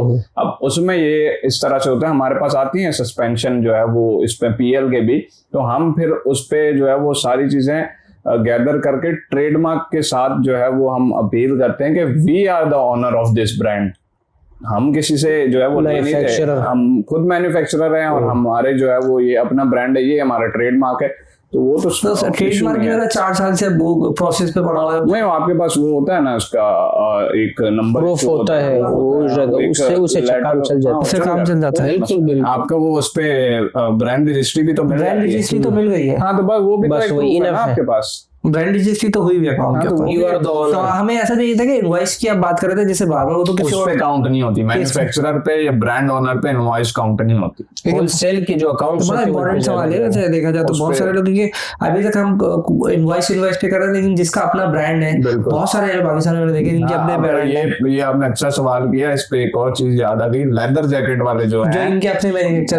अब ये मैन्युफैक्चरर तो अपने बिठाए हुए हैं इन्होंने, लेकिन इन्होंने ब्रांड रजिस्ट्री नहीं किया अभी, ना ट्रेडमार्क इन्होंने लिया हुआ है, तो ये बस बेच ही जा रहे हैं, मीटू कर लेते हैं दूसरे। अब ये यहाँ जो है वो फंसते हैं। अब वो वैसे मीटू करते हैं, तो वो एक अलग मसला बन जाता है। अगर कोई अपना बेच रहा है, अपने लिस्टिंग करके उसने ब्रांड रजिस्ट्री नहीं करवाई, ट्रेडमार्क नहीं दिया हुआ, तो वो Infringement आ जाएगी उसमें। यानी कि उनको ये सजेशन दे दे जो जितने भी लेदर जैकेट वाले हैं उनको हम बता दें कि अगर वो अपना अकाउंट के नाम से बेचे, अपने ब्रांड बनाए, अपने ब्रांड के नाम से बनाए, तो किसी का मीटू को ट्रेडमार्क यूज ना करें, किसी को मीटू ना करे, अपनी लिस्टिंग कर ले, तो बहुत हद तक बच सकते हैं। बहुत हद तक सेलिंग कर सकते हैं अच्छी खासी अपनी। ऐसे हैं जो कर रहे हैं काम अपने ब्रांड के नाम पे कर रहे हैं, अपनी लिस्टिंगें बनाई हुई हैं, कोई जो है वो इस तरह के ट्रेडमार्क यूज नहीं करते, तो है। अच्छा, दूसरा सवाल ये था कि थोड़ा मेरे दिमाग से निकल रहा है कि लिस्टिंग के ऊपर अब जैसे भी मैन्युफैक्चरिंग कर रहा है, थोड़ा सा कॉम्प्लिकेटेड है, बदली सवाल मैं करता हूँ। इसमें हमने डाल दिया एक होशियारी मेरे दिमाग में थोड़ी देर से चल रही थी, ये मेरा अपना मसला सवाल, वो मैंने इनसे भी डिस्कस किया था कि हमने मैन्युफैक्चर डाल दिया, प्रोडक्शन हमारी नहीं हो पा रही है, क्योंकि जैसे आईफोन भी प्रोडक्शन पूरी तो नहीं बनाएगा ना, तो अगर हम चाइना से बना के वहाँ भेज दें तो क्या पकड़ लेगा? जैसे मिसाल के तौर लेदर जैकेट बहुत आसान है हमारे लिए थी, ब्रांड मेरा अपना है, लिस्टिंग मैंने अपनी क्रिएट कर दी डिजिटल में, लेकिन मैं लेदर जैकेट की अपनी प्रोडक्शन यहाँ से नहीं करा पा रहा। मिसाल दे रहा हूँ, या मैं लेदर बेल्ट बेच रहा हूँ, अब मैंने कहा यार वो चाइना से मिल जाता है सेम मटेरियल सेम कुछ, तो मैं देखें इसमें दो चीजें हैं, एक सिनेरियो ऐसा है कि उस पर सस्पेंशन आती है, और एक सिनेरियो ऐसा है कि उस पर आप बच जाते हैं कि अगर आप 2 स्टेप कर रहे हैं, आपने जो है वो या डायरेक्ट जो है वो कस्टमर को चाइना से भिजवा दिया, या आपने जो है वो आपका ब्रांड रजिस्टर नहीं है, आपका कुछ इस तरह, तो आपका जो शिपिंग एड्रेस है, जो आपका शिपिंग टेम्पलेट में एड्रेस डाला हुआ होता है, वो जो डायरेक्ट जो है वो भिजवाते हैं कस्टमर्स को, क्योंकि लेदर जैकेट वाले देखें डायरेक्ट भिजवाते हैं, तो वो पाकिस्तान में मैन्युफैक्चरिंग कर रहे हैं, अब उसके पास ऑर्डर पड़ा, वो 1 पीस से बेचता है, ठीक है ना, अब उसके पास ऑर्डर आया, उसने जो है वो पाकिस्तान से भेज दिया, ठीक है, दूसरा ऑर्डर आया, उसके बाद प्रोडक्शन नहीं है, उसने चाइना से भेजा, ठीक है ना, अब कस्टमर को भेजा, कस्टमर के पास जो है वो पाकिस्तान से उसने मंगाया, अब वो आया चाइना से है, ओरिजिन जो है वो डिफरेंट हुआ, कंफ्यूजन क्रिएट, इस पे जो है वो सस्पेंशन आ सकती है, ड्रॉप शिपिंग की, ये जो है वो जो COC और ड्रॉप शिपिंग वायलेशन है, इसकी सस्पेंशन आ सकती है। अब अगर आप PL कर रहे हैं और आप अपने वेयरहाउस पे जो अमेजोन के वेयरहाउस पे जो है वो इन्वेंट्री भिजवाते हैं और वहां से FBA कर रहे हैं, तो आप तो कहीं से भी बेच सकते हैं, उसका इशू नहीं है, क्योंकि वो तो FBA कर रहे हैं। FBM पे जो है वो ये इशू है कि आप जो है वो इस तरह से जो है वो चेंज नहीं कर सकते, तो या तो फिर जो है आपने यहाँ से मंगा के पहले यहाँ मंगाएं, फिर जो आपका एड्रेस है वहां से शिप करवाएं। मैंने अरसलान भाई से ये डिस्कस किया था कि हमारे ना यूनिट निकल, मेरा पता है ना मशीनरी हमारे पास है ही नहीं यार, हम खरीदनी पाकिस्तान में लगाएंगे का 100 मशीनें, 100 मशीनें के लिए इतनी बड़ी जगह चाहिए कि शायद ये पूरा अच्छा सदर का एरिया पूरा बड़ी बहुत बड़ी मशीनें होती है ना, तो अब वो 100 200 मशीन लगाने, हमारे यहाँ तो है कॉन्सेप्ट ही नहीं है ना मशीन फैक्ट्री। अब चाइना अगर आपने नहीं भी कहूँगा इंटरनेट पे देखा होगा, वो चल रहे हैं तो भाई वो फैक्ट्री चली जा रही है भाई, पूरा दिन में खत्म ही नहीं हो रही है वो। मैं खुद भी चाइना विजिट किया हूँ, तो वहाँ हमारे यहाँ कल्चर भी नहीं है ना कि हम इतनी बल्क और प्रोडक्शन में काम कर सके। अगर लगा भी लेंगे तो बिजली का बिल कौन भरेगा? मेरे घर का तो मान लिया लगा भी ले, किसी ने अमेरिका ने किसी ने बोला कि यार मैं तुम्हें $1 बिलियन लेना, मैं कहा चल लगा भी ली ना, तो फिर तेरा बिजली का बिल कौन भरेगा? तो बिजली का बिल ही नहीं भर सकते। फिर किसी ने बोला नहीं, वो मेरी पॉडकास्ट चली, उसने कहा सोलर लगा लेंगे। मैं कहा चल भाई सोलर भी लगा लिया तूने, बिजली का प्रोडक्शन, अब वो लेबर को कौन ट्रेन करेगा यहाँ पे? ठीक है, कर भी ले, फिर वो भाई लोग आ जाएंगे, गवर्नमेंट के इन्फ्लुएंसिंग इतना ज्यादा है, अगर कितनी चैलेंजेस है ना, फिर गवर्नमेंट का इन्फ्लुएंस आ जाएगा, क्योंकि बड़ी फैक्ट्री आ गई, बड़ी चीज है, तो फिर गवर्नमेंट कहती है भाई इसके पास पैसा ज्यादा है, इसको बैरियर्स ज्यादा है। अच्छा, पॉइंट मेरे ये था कि ये कोई मसला नहीं है अगर आप मैन्युफैक्चरर हैं और आप FBM नहीं कर रहे, FBA कर रहे हैं, तो हम चाइना से मंगा के भेज सकते हैं कि भाई वो मेरा चाइना से आप अमेज़न के वेयरहाउस भेजेंगे, तो FBM में जो आप वो शिपिंग लेबल कहाँ से क्रिएट होगा? वो उसी का शिपिंग लेबल देखे ना, आप वो FBA भेज रहे हैं तो आप तो शिप जो है वो उसके अमेज़न के वेयरहाउस कराने, क्योंकि जब आप क्या अभी जाता है यहाँ से जाता है, अभी एड्रेस होता है कि आप FBA कर रहे हैं, FBM कर रहे हैं। मैं तो FBA FBA कर रहा हूँ, FBM से तो तौबा कर ली जिंदगी में, करनी नहीं है, मैं तो इशू नहीं तौबा की है, FBM दोनों हाथ पकड़ के तौबा की, इतना गंदा काम है यार ये। FBM में मसला है, जैसे लेदर जैकेट के मिसाल दी, वो इस तरह से जो है वो सस्पेंशन आती है। देखिए ना, एड्रेस का मसला आ रहा है ना, अभी क्या आता है कि वो यहाँ से जाता है, तहसील इस्लाम के एड्रेस से जाती है, उसमें एड्रेस मेरा लिखा होता है और चला जाता है अमेज़न। अब हम चाइना से उठवा रहे हैं, तो शिपिंग लेबल क्रिएट करेंगे तो वहाँ चाइना का एड्रेस डालना पड़ेगा ना हमें। हाँ, वो शिपिंग लेबल पे डालना। हम जो जिस चीज की बात कर रहे हैं ना, वो शिपिंग टेम्पलेट की बात कर रहे हैं, जो FBM में होता है, जो आपके अकाउंट पे शिपिंग टेम्पलेट बनता है। सेटिंग्स पे वो तो मैं डिलीट ही कर दिया, लेकिन आप बताने के लिए ठीक है, सस्पेंशन वो तो मैं सबको सजेस्ट करता हूँ भाई वो डिलीट कर दे यार, वो तो बहुत खतरनाक है। इस पे जो है FBA में इशू नहीं है, क्योंकि FBA की शिपमेंट आपकी अमेजोन से ही जा रही है ना, जो भी कस्टमर को शिप हो रहा है। वो वहां पे जाके हम शिपिंग में जाते हैं, एक टेम्पलेट क्रिएट कर देंगे, उसका एड्रेस डाल देंगे, शिप टू का एड्रेस होता है आई थिंक, या शिप फ्रॉम होता है, शिप फ्रॉम आएगा, टू आएगा। लेकिन FBA के लिए आप भेज रहे हैं तो आप कहीं से भी भेजें, कोई मसला नहीं आता। FBA में आप जब जो है वो डायरेक्ट कस्टमर को भेजते हैं, जो लेदर जैकेट वाले, या तो फिर उसका नहीं एड्रेस चेंज होना चाहिए, वही सेम होना चाहिए जो हाँ, वो उसमें जो है वो इशू है। लेदर जैकेट वालों के लिए स्पेशली है कि जब भी वो FBM करे तो ऐसा ना करे कि अगर जैसे कराची का एड्रेस है तो कराची से भेजे, ऐसा ना करे सियालकोट से भी भेज दे तो भी एड्रेस चेंज हो जाएगा ना। हाँ, वो शिपिंग टेम्पलेट पे आता है ना एड्रेस, वो तो असल में वो होता ये है कि एक वक्त पे आके जब वो कैच करता है ना, तो वो सारे जो है वो चीजें ये बोलता है यार यहाँ से भी आ रही है, वहां से भी आ रही है, तो वो बोलता है कि ये ड्रॉप शिपिंग कर रहा है, क्योंकि मल्टीपल लोकेशन से शिप हो रहा है ना, लोकेशन से एड्रेस। और ज्यादा मेरे ख्याल है वो जो रीस्टेटमेंट क्या आपके पास आते होंगे वो ज्यादातर FBM वाले ही आ रहे हैं। FBA भी होती है लेकिन मेजॉरिटी FBM ज्यादा होती है। FB वाले कहीं ना कहीं सिक्योर होते हैं क्योंकि माल उनके पास पड़ा होता है, चीजें पड़ी होती हैं, वो खुद ही हैंडल। और मुझे तो बहुत अच्छा मॉडल लगता है यार, बस पहुंचा दो उसका घर सो जाओ। FBM में देखिए कि रात के 2 बजे भी ऑर्डर आ गया, वो बनाना है।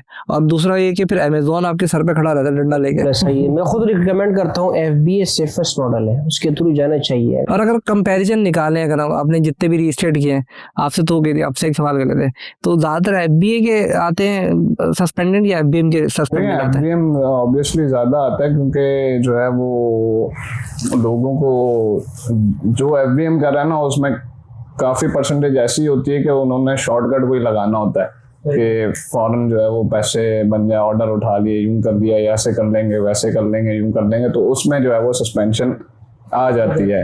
बाकी जो वो अरशान भाई ने जो होते हैं जज्बाती जो होते हैं ना, क्या 2 मिनट में अमीर होना। अरशान भाई ने जैसे वेरिफिकेशन का केसेस, वेरिफिकेशन की सस्पेंशन 21 दिन है।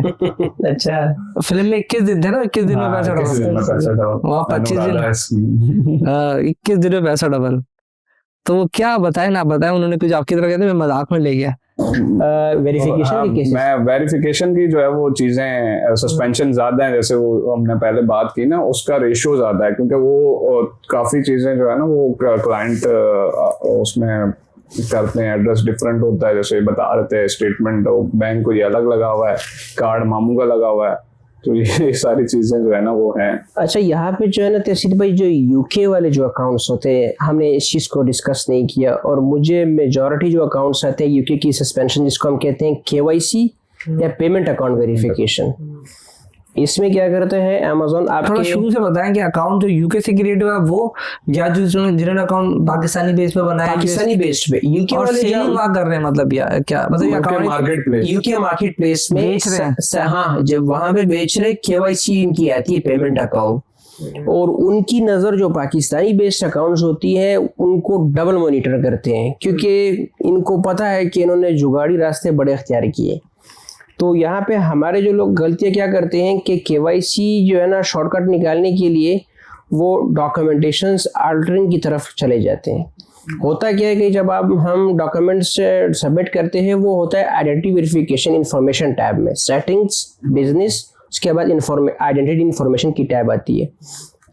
उसमें अगर आपने 2-3 सबमिशंस गलत कर दिए, इवन तो अगर एक सबमिशन भी गलत कर दिया, उसमें अगर एडिटेड डॉक्यूमेंट सबमिट किए थे, वो जो टैब होती है ना लॉक हो जाती है, फिर अमेज़न उसको मतलब अनलॉक ना होने के बराबर करता है। एंटी अनलेस जो है ना प्रॉपर्ली एक वे चैनल यूज ना करे, सेलर सपोर्ट मेंबर को अप्रोच ना करे, कॉल के थ्रू एस्केलेशन ना करे, तब तक आइडेंटिटी वेरिफिकेशन टैब लॉक ही रहती है।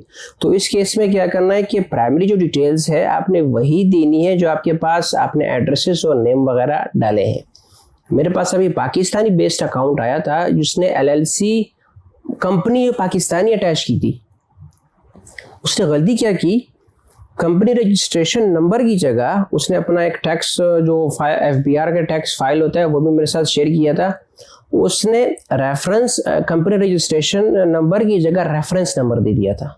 सही है। अमेज़न ने क्या किया, वो टैब ही लॉक कर दिया, और बहुत ही बड़ा अकाउंट था वो, मतलब माशाल्लाह कि उनका कारोबार एक हाई लेवल पे था। वो लॉक कर दिया था, जैसे ही वो लॉक हुआ है उस वजह से USB सस्पेंड। दोनों अकाउंट मार्केट प्लेसेस गए। ओए होए। तो हुआ क्या कि इस पे मैं कम से कम 1.5 मंथ 1 मंथ तो लगा मुझे, कि पहले अमेजोन को मैंने इन्फ्लुएंस किया कि मिस्टेक्स हुई, उसके बाद अमेजोन ने इन्फ्लुएंस होने के बाद जो है ना वो आइडेंटिटी वेरिफिकेशन की इन्फॉर्मेशन टैब थी वो अनलॉक कर दी।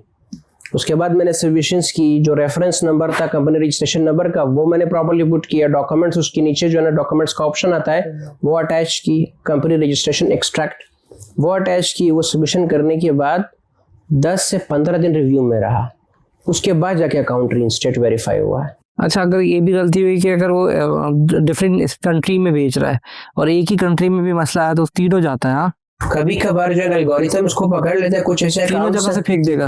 हाँ, सस्पेंड कर तो आप देगा। जितनी होशियारी कर रहे हो उतनी तेजी से नीचे भी आ सकते हैं। बिल्कुल, क्योंकि हर कंट्री का यूएस अगर गॉड फॉरबिड ऐसा भी होता है कि यूएस सस्पेंड हो गया ना, कनाडा उसके साथ लिंक कर देता है। Same market basis US Canada Mexico इस तरह भी होते हैं। यूके यूएस तो होता ही है, रिलेटेड में सस्पेंड हो जाता है। रिलेटेड में सस्पेंड हो जाते हैं। फिर अमेजोन कहता है कि पहले यूएस को रिइंस्टेट करो जो प्राइमरी सस्पेंड हुआ है, उसके बाद यूके पे अपील करो, उसके बाद हम दोनों रिइंस्टेट करेंगे। सारा बंद कर देता है वो। बंद कर देते हैं। नहीं वो खतरनाक है, क्योंकि जिस कंट्री में मसला उधर ही का रखो यार। तो असल में यही मसला है ना कि लोग जो है वो अब यूएस में सेल कर रहे हैं। अभी मेरे पास आज नहीं कल रात को मेरे पास एक बंदे का मैसेज आया, वो भी हमारा अच्छा जो है वो काम करता है, वो क्लाइंट ही है हमारे। तो उसने बोला कि यार मेरा एक अकाउंट है उस पर हम जो है वो शायद हाँ कह रहे हैं यूके में हम जो है वो सेल कर रहे हैं, यूएस हमने खोला हुआ था वैसे ही काम नहीं कर रहे थे। तो मैं मशवरा ये देता हूँ कि जब काम नहीं करे तो खोला हुआ क्यों, इसको बंद कर दो। अगर कल को कोई यूएस पे वेरिफिकेशन आती है, आप उधर बेच भी नहीं रहे और आपकी वो फेल हो जाती है, जो है वो सस्पेंशन आ जाती है, आपका यूके का पूरा बिजनेस जो है वो पूरा नहीं तो वो तो डिफॉल्ट में खुली है, जैसे कनाडा और नहीं, आप क्लोज होती है ना। मैं गया हूँ उस पर बात की है मैंने एक दिन, मेरी कनाडा और मैक्सिको डिफॉल्ट में खुली है। नहीं, कनाडा मैक्सिको तो ये तो आपकी जो है वो यूनाइटेड स्टेट नॉर्थ अमेरिकन में आती है, ये डिफॉल्ट में ही है ना। तो आएगी डिफॉल्ट में। अब यूके जो है वो अब लोग ऐसे करते हैं, यूके भी खोल ली, इंडिया भी खोल लिया, ऑस्ट्रेलिया भी खोल लिया, सिंगापुर भी खोल लिया, मतलब सारी जितनी जो है वो मार्केट प्लेस सारी खोल ली। अब वो एक पे भी आई, अब बेचना उन्होंने यूएस में, वो कहते हैं यार कभी बेचनी हुई तो वहां चले जाएंगे। अवेश भाई की बात कर रहा हूँ, यहाँ पे मुझे एक अकाउंट आया है तहसीन भाई, उसमें सेलिंग ये लोग अमेजोन में कर रहे हैं, यूएस बेस पे मार्केट प्लेस पे, और अच्छी खासी कर रहे हैं। अकाउंट इनका जापान में सस्पेंड हो गया। सही है, जापान में है भी नहीं। और वो बंदा हैरान है कि जापान का किया किसने, इसको रजिस्टर अप्लाई किसने किया है। अच्छा चलो ठीक है, जैसे कि अवेश भाई ने बताया ना कि वीडियो कॉल वेरिफिकेशन के लिए खुद बैठ जाते, ट्रेनिंग नहीं लेते। वो कहते हैं कि यार कुछ डॉलर यहाँ से जो ना बच जाए और मैं खुद ही कर लूँ। वो वीडियो कॉल भी फेल हो गई वहां पे, फारिक वो भी गया, जापान मार्केट प्लेस गई, उसके साथ यूएस लिंक्ड है, दोनों ही सस्पेंड हो गए। अभी खैर काम तो जारी है, क्योंकि जब वीडियो कॉल फेल हो जाती है यूके में, जापान में, तो थोड़ी बहुत फिर भी हम एस्केलेशन के थ्रू कर सकते हैं। हाँ, अगर यूएस में वीडियो कॉल फेल हो जाती है, that is considered as a permanent suspension, उसका फिर कोई हल नहीं है। यानी कि यूएस में तो कोई चॉइस नहीं अगर एक दफा वीडियो कॉल गई यूएस में, क्योंकि वो प्राइमरी भी है ना उसका। बिल्कुल, यूएस टफ है, मार्केट प्लेस जो है ना वो सेकेंडरी भी हो, यूएस टफ है, वो नहीं मानता।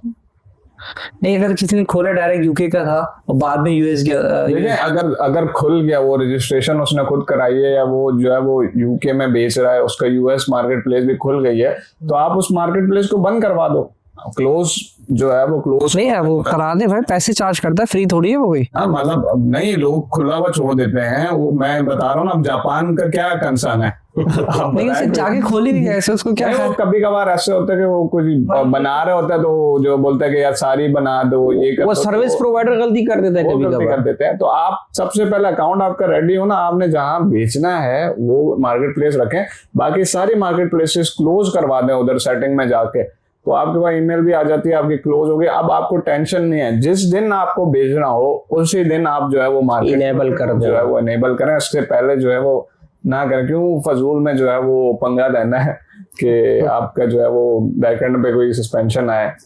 यार ऐसे है बड़ा खतरनाक सीन है, फिर लगता है कि कहीं ना कहीं वहाँ पर लोगों, लेकिन नहीं, लूप होल अब नहीं निकलता।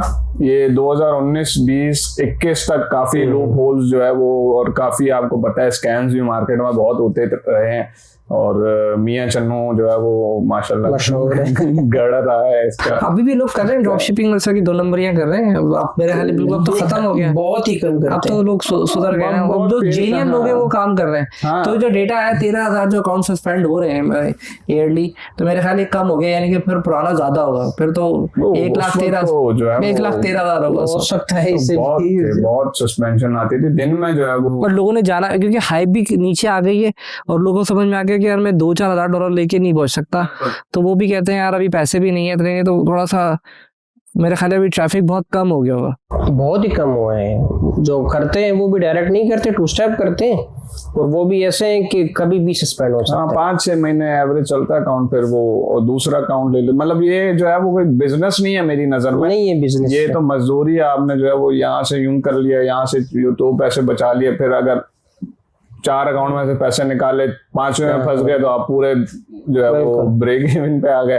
तो ये मतलब टेंशन वाला काम है, लॉन्ग टर्म नहीं काम कर सकते, बिजनेस नहीं है कोई। अच्छा अरसलान भाई, आप बताएं यार, आपका तो खैर हो गया 1 डिकेड कर लो, एक डिकेड मतलब 10 साल का एक्सपीरियंस हो गया है, तो अगर खुद आप पढ़ रहे हैं कहीं से, कैसे कहीं से तो कुछ कोई ऑनलाइन कोर्स कर रहे हैं या कोई चीज कर रहे हैं जिससे लोग खुद सेल्फ एजुकेट, क्योंकि उनको भी $3,000 बचा रहे हैं आपको देने के लिए, उसका ये है कि एक तो बेहतरीन हल ये है कि पहले मुझे और अवैज भाई को हायर कर लें। अगर वो ऑप्शन नहीं करना तो फिर ये कि एक तो YouTube पे कुछ वीडियोस है, YouTube पे लर्निंग पर्सपेक्टिव से अगर देखा जाए तो वहाँ पे टेम्पलेट्स होते हैं, वो वीडियोस बनाते हैं कि आपने टेम्पलेट्स बनाने के ऐसे फॉर्मेट क्या होता है। पहले रूट कॉज, जो रूट कॉज में मेन इश्यूज होती है कि क्या क्या इश्यूज फेस हो जिसकी बेसिस पे मेरा अकाउंट सस्पेंड हो गया, उसके साथ करेक्टिव एक्शन, उसके बाद फ्यूचर प्रिवेंटिव मेजर्स। यूट्यूब है। दूसरा जो प्लेटफॉर्म्स है उसमें अमेजोन सेलर फॉरम्स, उसके लिए चाइल्ड ईमेल की एक्सेस आपके पास होनी चाहिए। जब तक आपके पास चाइल्ड ईमेल की एक्सेस नहीं होगी वो सेलर फॉरम्स आप ओपन नहीं कर सकते।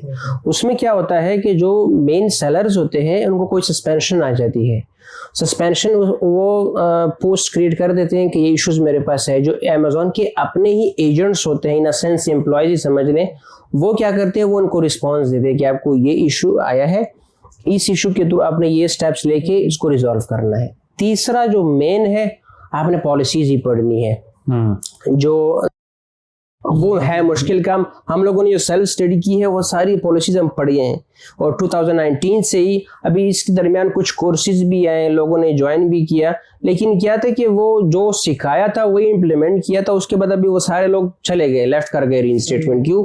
क्योंकि सेल्फ स्टडी नहीं की थी।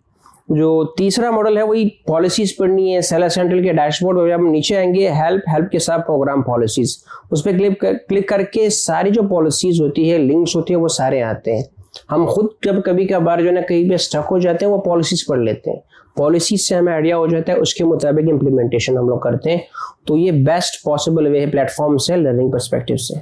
अब इसी तरह है ना कि आप जो है वो YouTube से आपको प्लान किस तरह से बनाना है, या ChatGPT से आपने बनवाया किस तरह से प्लान, तो वो फॉर्मेट जो है वो एक हद तक आपको समझ आ जाएगा। फिर आप सेलर फोरम पे जाते हो तो आपको जो है मल्टीपल लोगों के क्वेश्चन होते हैं कि यार मुझे ये सस्पेंशन आई है, फिर वो जो सपोर्ट एजेंट है उनके जवाब दे रहे होते हैं, और उनके पास उनका अकाउंट्स की हिस्ट्री भी होती है, वो उसके अकॉर्डिंगली जवाब दे रहे होते हैं।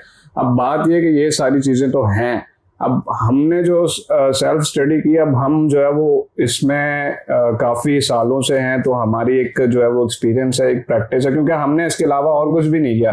हमें अगर कोई बोलता था यार अकाउंट क्रिएट करना है, हम बोलते थे नहीं, ये बंदा है ट्रस्टेड बंदा है, इसके पास चले जाएं, इससे सर्विस ले लें, क्योंकि हमने खुद ने इससे सर्विस ली है। जो हमारा डोमेन है हम उस पर काम करते हैं। हालांकि जो है वो मार्केट में इस तरह से भी होता है, अभी भी होता है, पहले भी होता था कि काफ़ी ऐसी सस्पेंशंस हैं जो अभी हमने डिस्कस की पूरे उसमें कि नहीं होती रीइंस्टेट। अब वो लोग ये करते हैं कि जी हम कर देंगे, हमें जो है वो इतने पैसे दे दें, आधे पैसे दे दें, आधे पैसे बाद में दे देना, वो मतलब पीनट जो है वो चार्ज करते हैं।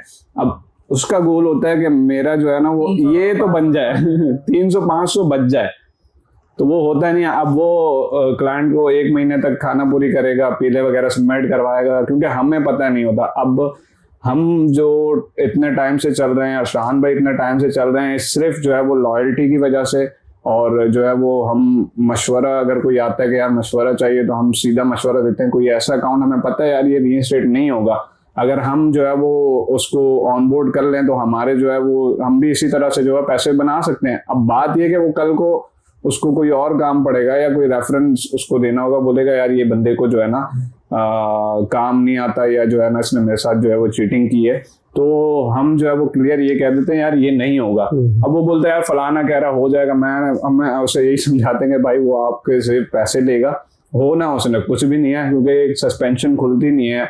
जब हमसे नहीं खुल रही तो किसी और से क्या खुलेगी? जो अमेज़न खुद ही नहीं खोल रहा तो किससे कैसे खुलेगी? तो ये एक जो है वो चीज है, लोगों को जो है ना वो इस तरह से भी ये स्कैम करते हैं। बाकी यही चीजें हैं कि आप जो है वो बेसिक जो है वो इन प्लेटफॉर्म से जो है वो सीख सकते हो, और उसके बाद वही बात है कि प्रैक्टिस, और हर चीज में जो है वो फील्ड में प्रैक्टिस टाइम टू टाइम जो है ना वो तो मैं खुद पर्सनली जानता हूँ, आपसे तो खैर मेरी बहुत लेट मुलाकात हुई है, 5-7 साल से तुम्हें शायद बिल्कुल। हाँ, वो तारिक रोड पे अक्सर जो है वो मेरा ऑफिस था उस वक्त तारिक रोड पे। 5 साल का एक्सपीरियंस और आप 5 दिन में तो नहीं कर सकते। तो ज़ाहिर सी बात है, वैसे आप टेंशन में क्या डॉक्यूमेंटेशन पढ़ेंगे यार, मैं तो कहता चले हम बाइंडर भी करते हैं। हम लोग आजकल वैसे भी एआई का दौर चला है, थोड़ा सा आउट ऑफ द बॉक्स बात करते हैं। कोई ऐसा टूल, कोई ऐसी बुक जो आप दोनों, पहले मैं रोहित भाई से पूछा था, रोहित भाई कोई बुक, कोई टूल रिकमेंड करना चाहते हैं listed out of the box भी, कि कुछ भी आप कोई सजेस्ट करना चाहते हैं?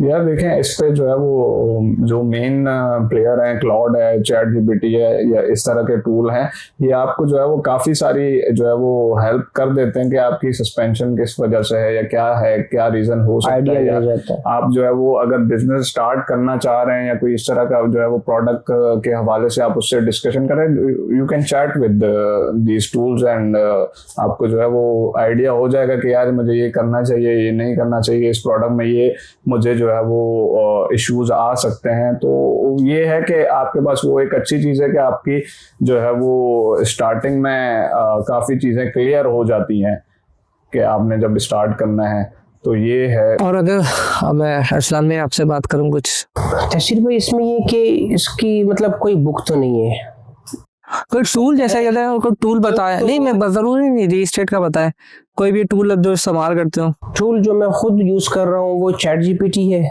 चैट जीपीटी से मैं एक आइडिया ले लेता हूँ, टेम्पलेट कभी भी उससे मैं जो ना कॉपी पेस्ट नहीं करता, आइडिया लेके जहाँ पे जरूरत पड़ती है मैं वहाँ से आइडिया ले लेता हूँ। द रेस्ट जो सारा प्रोसेस है वो टेम्पलेट का ड्राफ्टिंग का प्रोसेस हम खुद करते हैं। मतलब टूल्स के मुताबिक मैं खुद तकरीबन साल से मैं चैट जीपीटी यूज कर रहा हूँ, और मेरे लिए बहुत ही अच्छा जो है ना एक रिजल्ट दे रहे हैं सब बेसिस पे।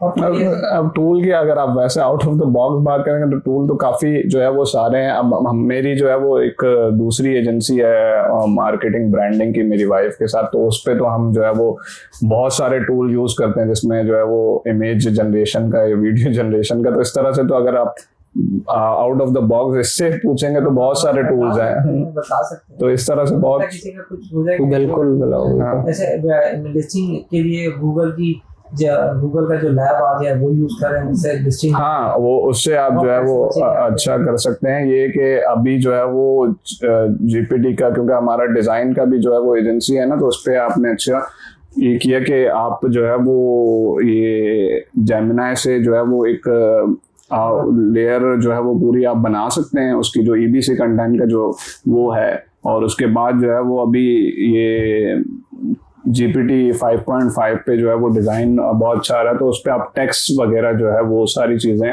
उसमें इनपुट कर सकते हैं विद दोज एस्थेटिक और डिज़ाइन। तो ये है कि ईबीसी के जो है वो कंटेंट में आपके बहुत हेल्प करेगा। क्लाउड भी जो है लिस्टिंग भी सेट करके दे रहा है, क्लाउड बहुत ज़्यादा है, लेकिन वो ऐसा तो नहीं सस्पेंशन में चलेगा क्योंकि वो पकड़ लेगा किसी दिन के बॉट काम कर रहा है उसके ऊपर। नहीं, आपने जो है वो काम क्या करवाना उससे, लिस्टिंग के आप वो खुद ही कर देता है भाई, मैंने क्लाउड यूज किया है, आपने इंस्ट्रक्शंस देनी है कि ये इश्यूज, ये वर्ड्स यूज ना हो, हाँ, उसके मुताबिक वो ड्राफ्ट कर देता है आपके लिए, वो बिल्कुल सही होता है। वो बहुत अच्छा काम है। ह्यूमन इस तरह नहीं कर पाता जितना ये लोग अच्छे कर तो अगर लिस्टिंग्स को हम मुझसे एडिट करवा लें तो फिर मुझे नहीं लगता कि मसला कोई है। इशू नहीं होगा। कोई issue नहीं। इंस्ट्रक्शंस आपने देनी है। बस वो आप ट्रेडमार्क वगैरह आपने रिसर्च करनी है, थोड़ा सा इंस्ट्रक्शन आपने उस तरह से देना है कि यार कोई ट्रेडमार्क यूज ना हो, कोई इस तरह की कोई चीज जो है वो- अच्छा डिस्कशन हो गया। मैं तो बल्कि पूछना भी था सवाल किसी से, हर आपसे क्लियरिंग हो गई है। तो मुझे पता ही क्यों आ रहा था कि अगर वो ड्राफ्ट कर रहा है असल में पीछे से वो डिटेक्ट कर ले कि कोई बॉट चल रहा है, पता चल रहा है, वो फिर कोई रिस्ट्रिक्शन मार दे, चला दे क्लाउड पे करा के, क्योंकि वो बहुत अच्छी लिस्टिंग बना रहा है, वो उतने अच्छे कीवर्ड डाल रहा है रिसर्च करके कि बस सबकी सोच है। और वो उसमें हो गया कि हीलियम 10 उसको मैंने बोला स्किल में डाल के मैंने हीलियम 10 कनेक्ट करके दे दिया, तो हीलियम 10 से जाता है कीवर्ड रिसर्च करके ला रहा है और उसमें पुट कर रहा है। बिल्कुल बिल्कुल। अब उसमें वही है ना, जैसे कह रहे हैं कि कोई कीवर्ड इस तरह का ना हो, क्योंकि कीवर्ड में तो ट्रेडमार्क भी होते हैं ना लोगों के। तो इससे भी सस्पेंशन होती है, इससे तो हाँ, बिल्कुल मेन सस्पेंशन किसकी आती है? नहीं, वो तो सिर्फ टेम्परेरी सस्पेंशन आती है ना। नहीं नहीं, अगर आने की हुई, अगर किसी ने इन्फ्रिंजमेंट पे आप पे क्लेम किया तो वो तो फिर नहीं तो अभी हमारे पास आती है, अक्सर आता है वेल्क्रो का वर्ड आता है, या कोई जिस तरह के 2 वर्ड आते हैं, तो वो लिस्टिंग को थोड़ा सा डीएक्टिवेट करता है, उस पर तो वो सस्पेंशन आ सकती है। वो ब्रांड पे भी डिपेंड करता है। बड़ा तो brand हो लिस्टिंग पर directly आती है, पूरा suspend अकाउंट पे होती तो नहीं आती है। अकाउंट पे भी आ Account पे भी सकती है, आ सकती है क्योंकि जब ये रिपीटेशन में मसला तो नहीं है, क्योंकि अगर वर्ड यूज हो रहे हैं तो मसला तो नहीं होता इसमें। यार हो सकता है। देखें, अब जो सस्पेंशन आती है ना, मोस्टली ऐसी आती है कि कोई जो ब्रांड जिसका आपने नाम यूज किया उसने इन्फ्रिंजमेंट फाइल की, फिर वो अमेज़न कहता है कि आप जो है वो डीएमसीए फाइल करो, फिर वो मामला चला जाता है कोर्ट में। फिर जब तक वहां से ऑर्डर जो है वो नहीं आता, तब तक अमेज़न जो है वो कहता है कि मैं जो है वो कुछ नहीं कर नहीं हूं। तो एक लिस्टिंग जाती होगी, पूरा अकाउंट जाता है, पूरा अकाउंट ही सस्पेंड हो जाता है उससे। तो लिस्टिंग डिलीट ही कर देते हैं हम, अगर आ भी गई सस्पेंशन तो क्या नहीं तो सस्पेंशन आ गई तो आ गई ना, फिर लिस्टिंग तो डिलीट कर देते हैं, अकाउंट भी सस्पेंड हो जाता है। अकाउंट तो सस्पेंड रहेगा ना, आप लिस्टिंग डिलीट करें या कुछ भी करें, अगर सस्पेंड हो गया एक नहीं, बार। जैसे अगर एक वर्ड जहाँ एक हमारे यहाँ वेल्क्रो का ही वर्ड है, मैं बार बार इसी में बहुत ज्यादा आता है, उसको किसी ने ट्रेडमार्क किया है, उस पर आती है हमारी टेम्परेरी लिस्टिंग में सस्पेंशन आती है, मैं जाता हूँ सिर्फ वर्ड को हटाता हूँ, वो सेट हो जाता है। फिर लगाते होंगे आप या किसी और लिस्टिंग पे, तो नहीं, रिपीटेशन है ना, वो रिपीटेशन आ रही है। हाँ, वो रिपीटेशन रिस्की है, बहुत रिस्की है। अच्छा, वो रिपीटेशन नहीं आनी चाहिए। नहीं वो तो बस अच्छा, ये भी एक मसला है यार। और कितना बचेंगे, क्या एक्सपर्ट तो हो नहीं सकते।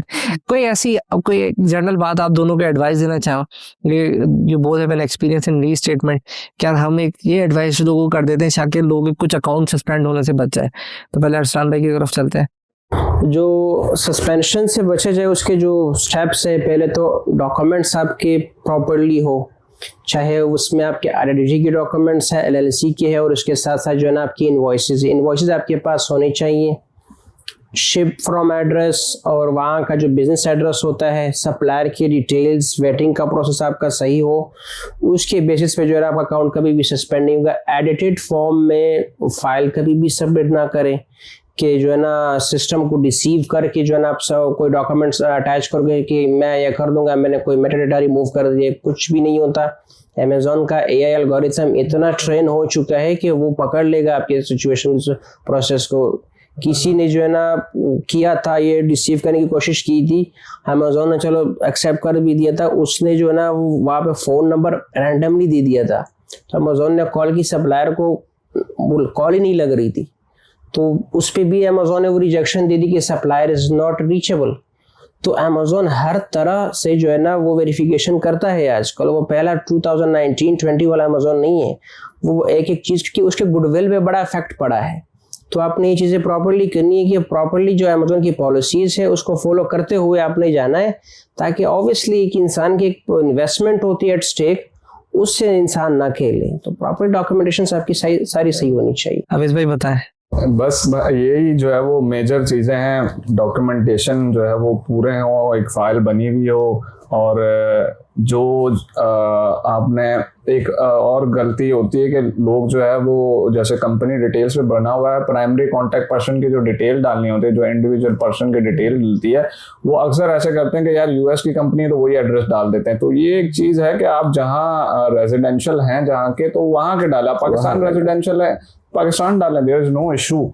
तो आपके पास क्योंकि यहाँ के बिल्स भी होंगे, आपके बैंक स्टेटमेंट भी होंगी, अब आप उसको फेक करने के चक्कर में कि आप जो है वो यूएस रेजिडेंट हो, आप जो है वो फेक डॉक्यूमेंट बनाओगे, वो सबमिट करवाओगे, फिर वो सस्पेंशन जो है वो आएगी, फिर वो परमानेंट बंद हो जाएगा। तो इसका जो है वो कोई ये सॉल्यूशन नहीं है। आप जो है वो जहाँ रह रहे हैं वहाँ का जो है वो डालें, और डॉक्यूमेंटेशन जो है वो आप अपने पास रखें। अगर होलसेल कर रहे हैं तो कोशिश ये करें, अब तो होलसेल के हालात ऐसे हुए हैं कि आपने जो है वो कोशिश नहीं करनी कि ब्रांड से ही सोच करें और लेटर ऑथराइजेशन रख के ही जो है वो मीटू करके बेचें। और अगर तो जो है वो ब्रांड नहीं दे रहा, कोई डिस्ट्रीब्यूटर से ले रहे हैं, तो डिस्ट्रीब्यूटर को जो है वो पूछें कि भाई आप जो है वो ऑथराइज्ड डिस्ट्रीब्यूटर हो, ब्रांड से कंफर्म करें ईमेल करके कि ये आपका ऑथराइज्ड डिस्ट्रीब्यूटर है। उस ईमेल को जो है अपने पास संभाल के रखें, डाउनलोड करके पीडीएफ में रख दें कि कल को कोई सस्पेंशन आती है तो हमने ब्रांड से पूछा था कि ये ऑथराइज्ड डिस्ट्रीब्यूटर है, हमने इससे लिया है, ये उसकी इनवॉइस है, ये पूरी सप्लाई चेन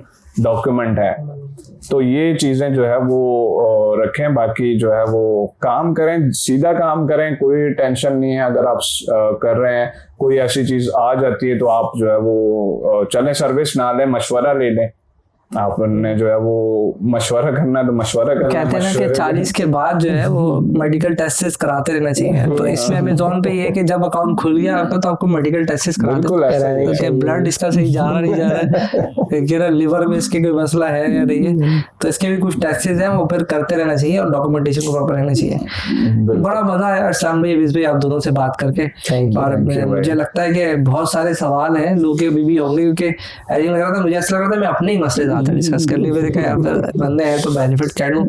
कुछ सवाल जो आए थे वो भी मैंने करे, क्योंकि कुछ सवाल फिर भी ऐसे होते हैं लोगों को रहेगा। तो अगर आप लोग भी कोई सवाल है तो कमेंट में मेंशन कर सकते हैं, मैं रिप्लाई कर दूंगा, अरसान भाई से दे देंगे, आप जरूर कर देंगे। मतलब दोनों मेरे दोस्त हैं, मैं इनसे पूछ के रिप्लाई कर दूंगा, मसला नहीं है। लेकिन it's all depend on the comment नहीं करेंगे तो पता नहीं चलेगा कि भाई कोई बात समझ में आई है नहीं, क्योंकि थोड़ी लॉन्ग डिस्कशन थी। जो नए होंगे उनके तो शायद ऊपर से जा रही होंगी, जो पुराने होंगे उनके लिए बड़ा इन्फॉर्मेटिव रहा है। तो आप खुद उसको शेयर भी करें दोस्तों के साथ, क्योंकि मेरा ख्याल से कि पाकिस्तान में शायद ये पहली पॉडकास्ट थी जो रीस्टेटमेंट में हुई है, और मैं इनके दोनों के अलावा किसी को जानता नहीं कि जो और कोई करता भी होगा।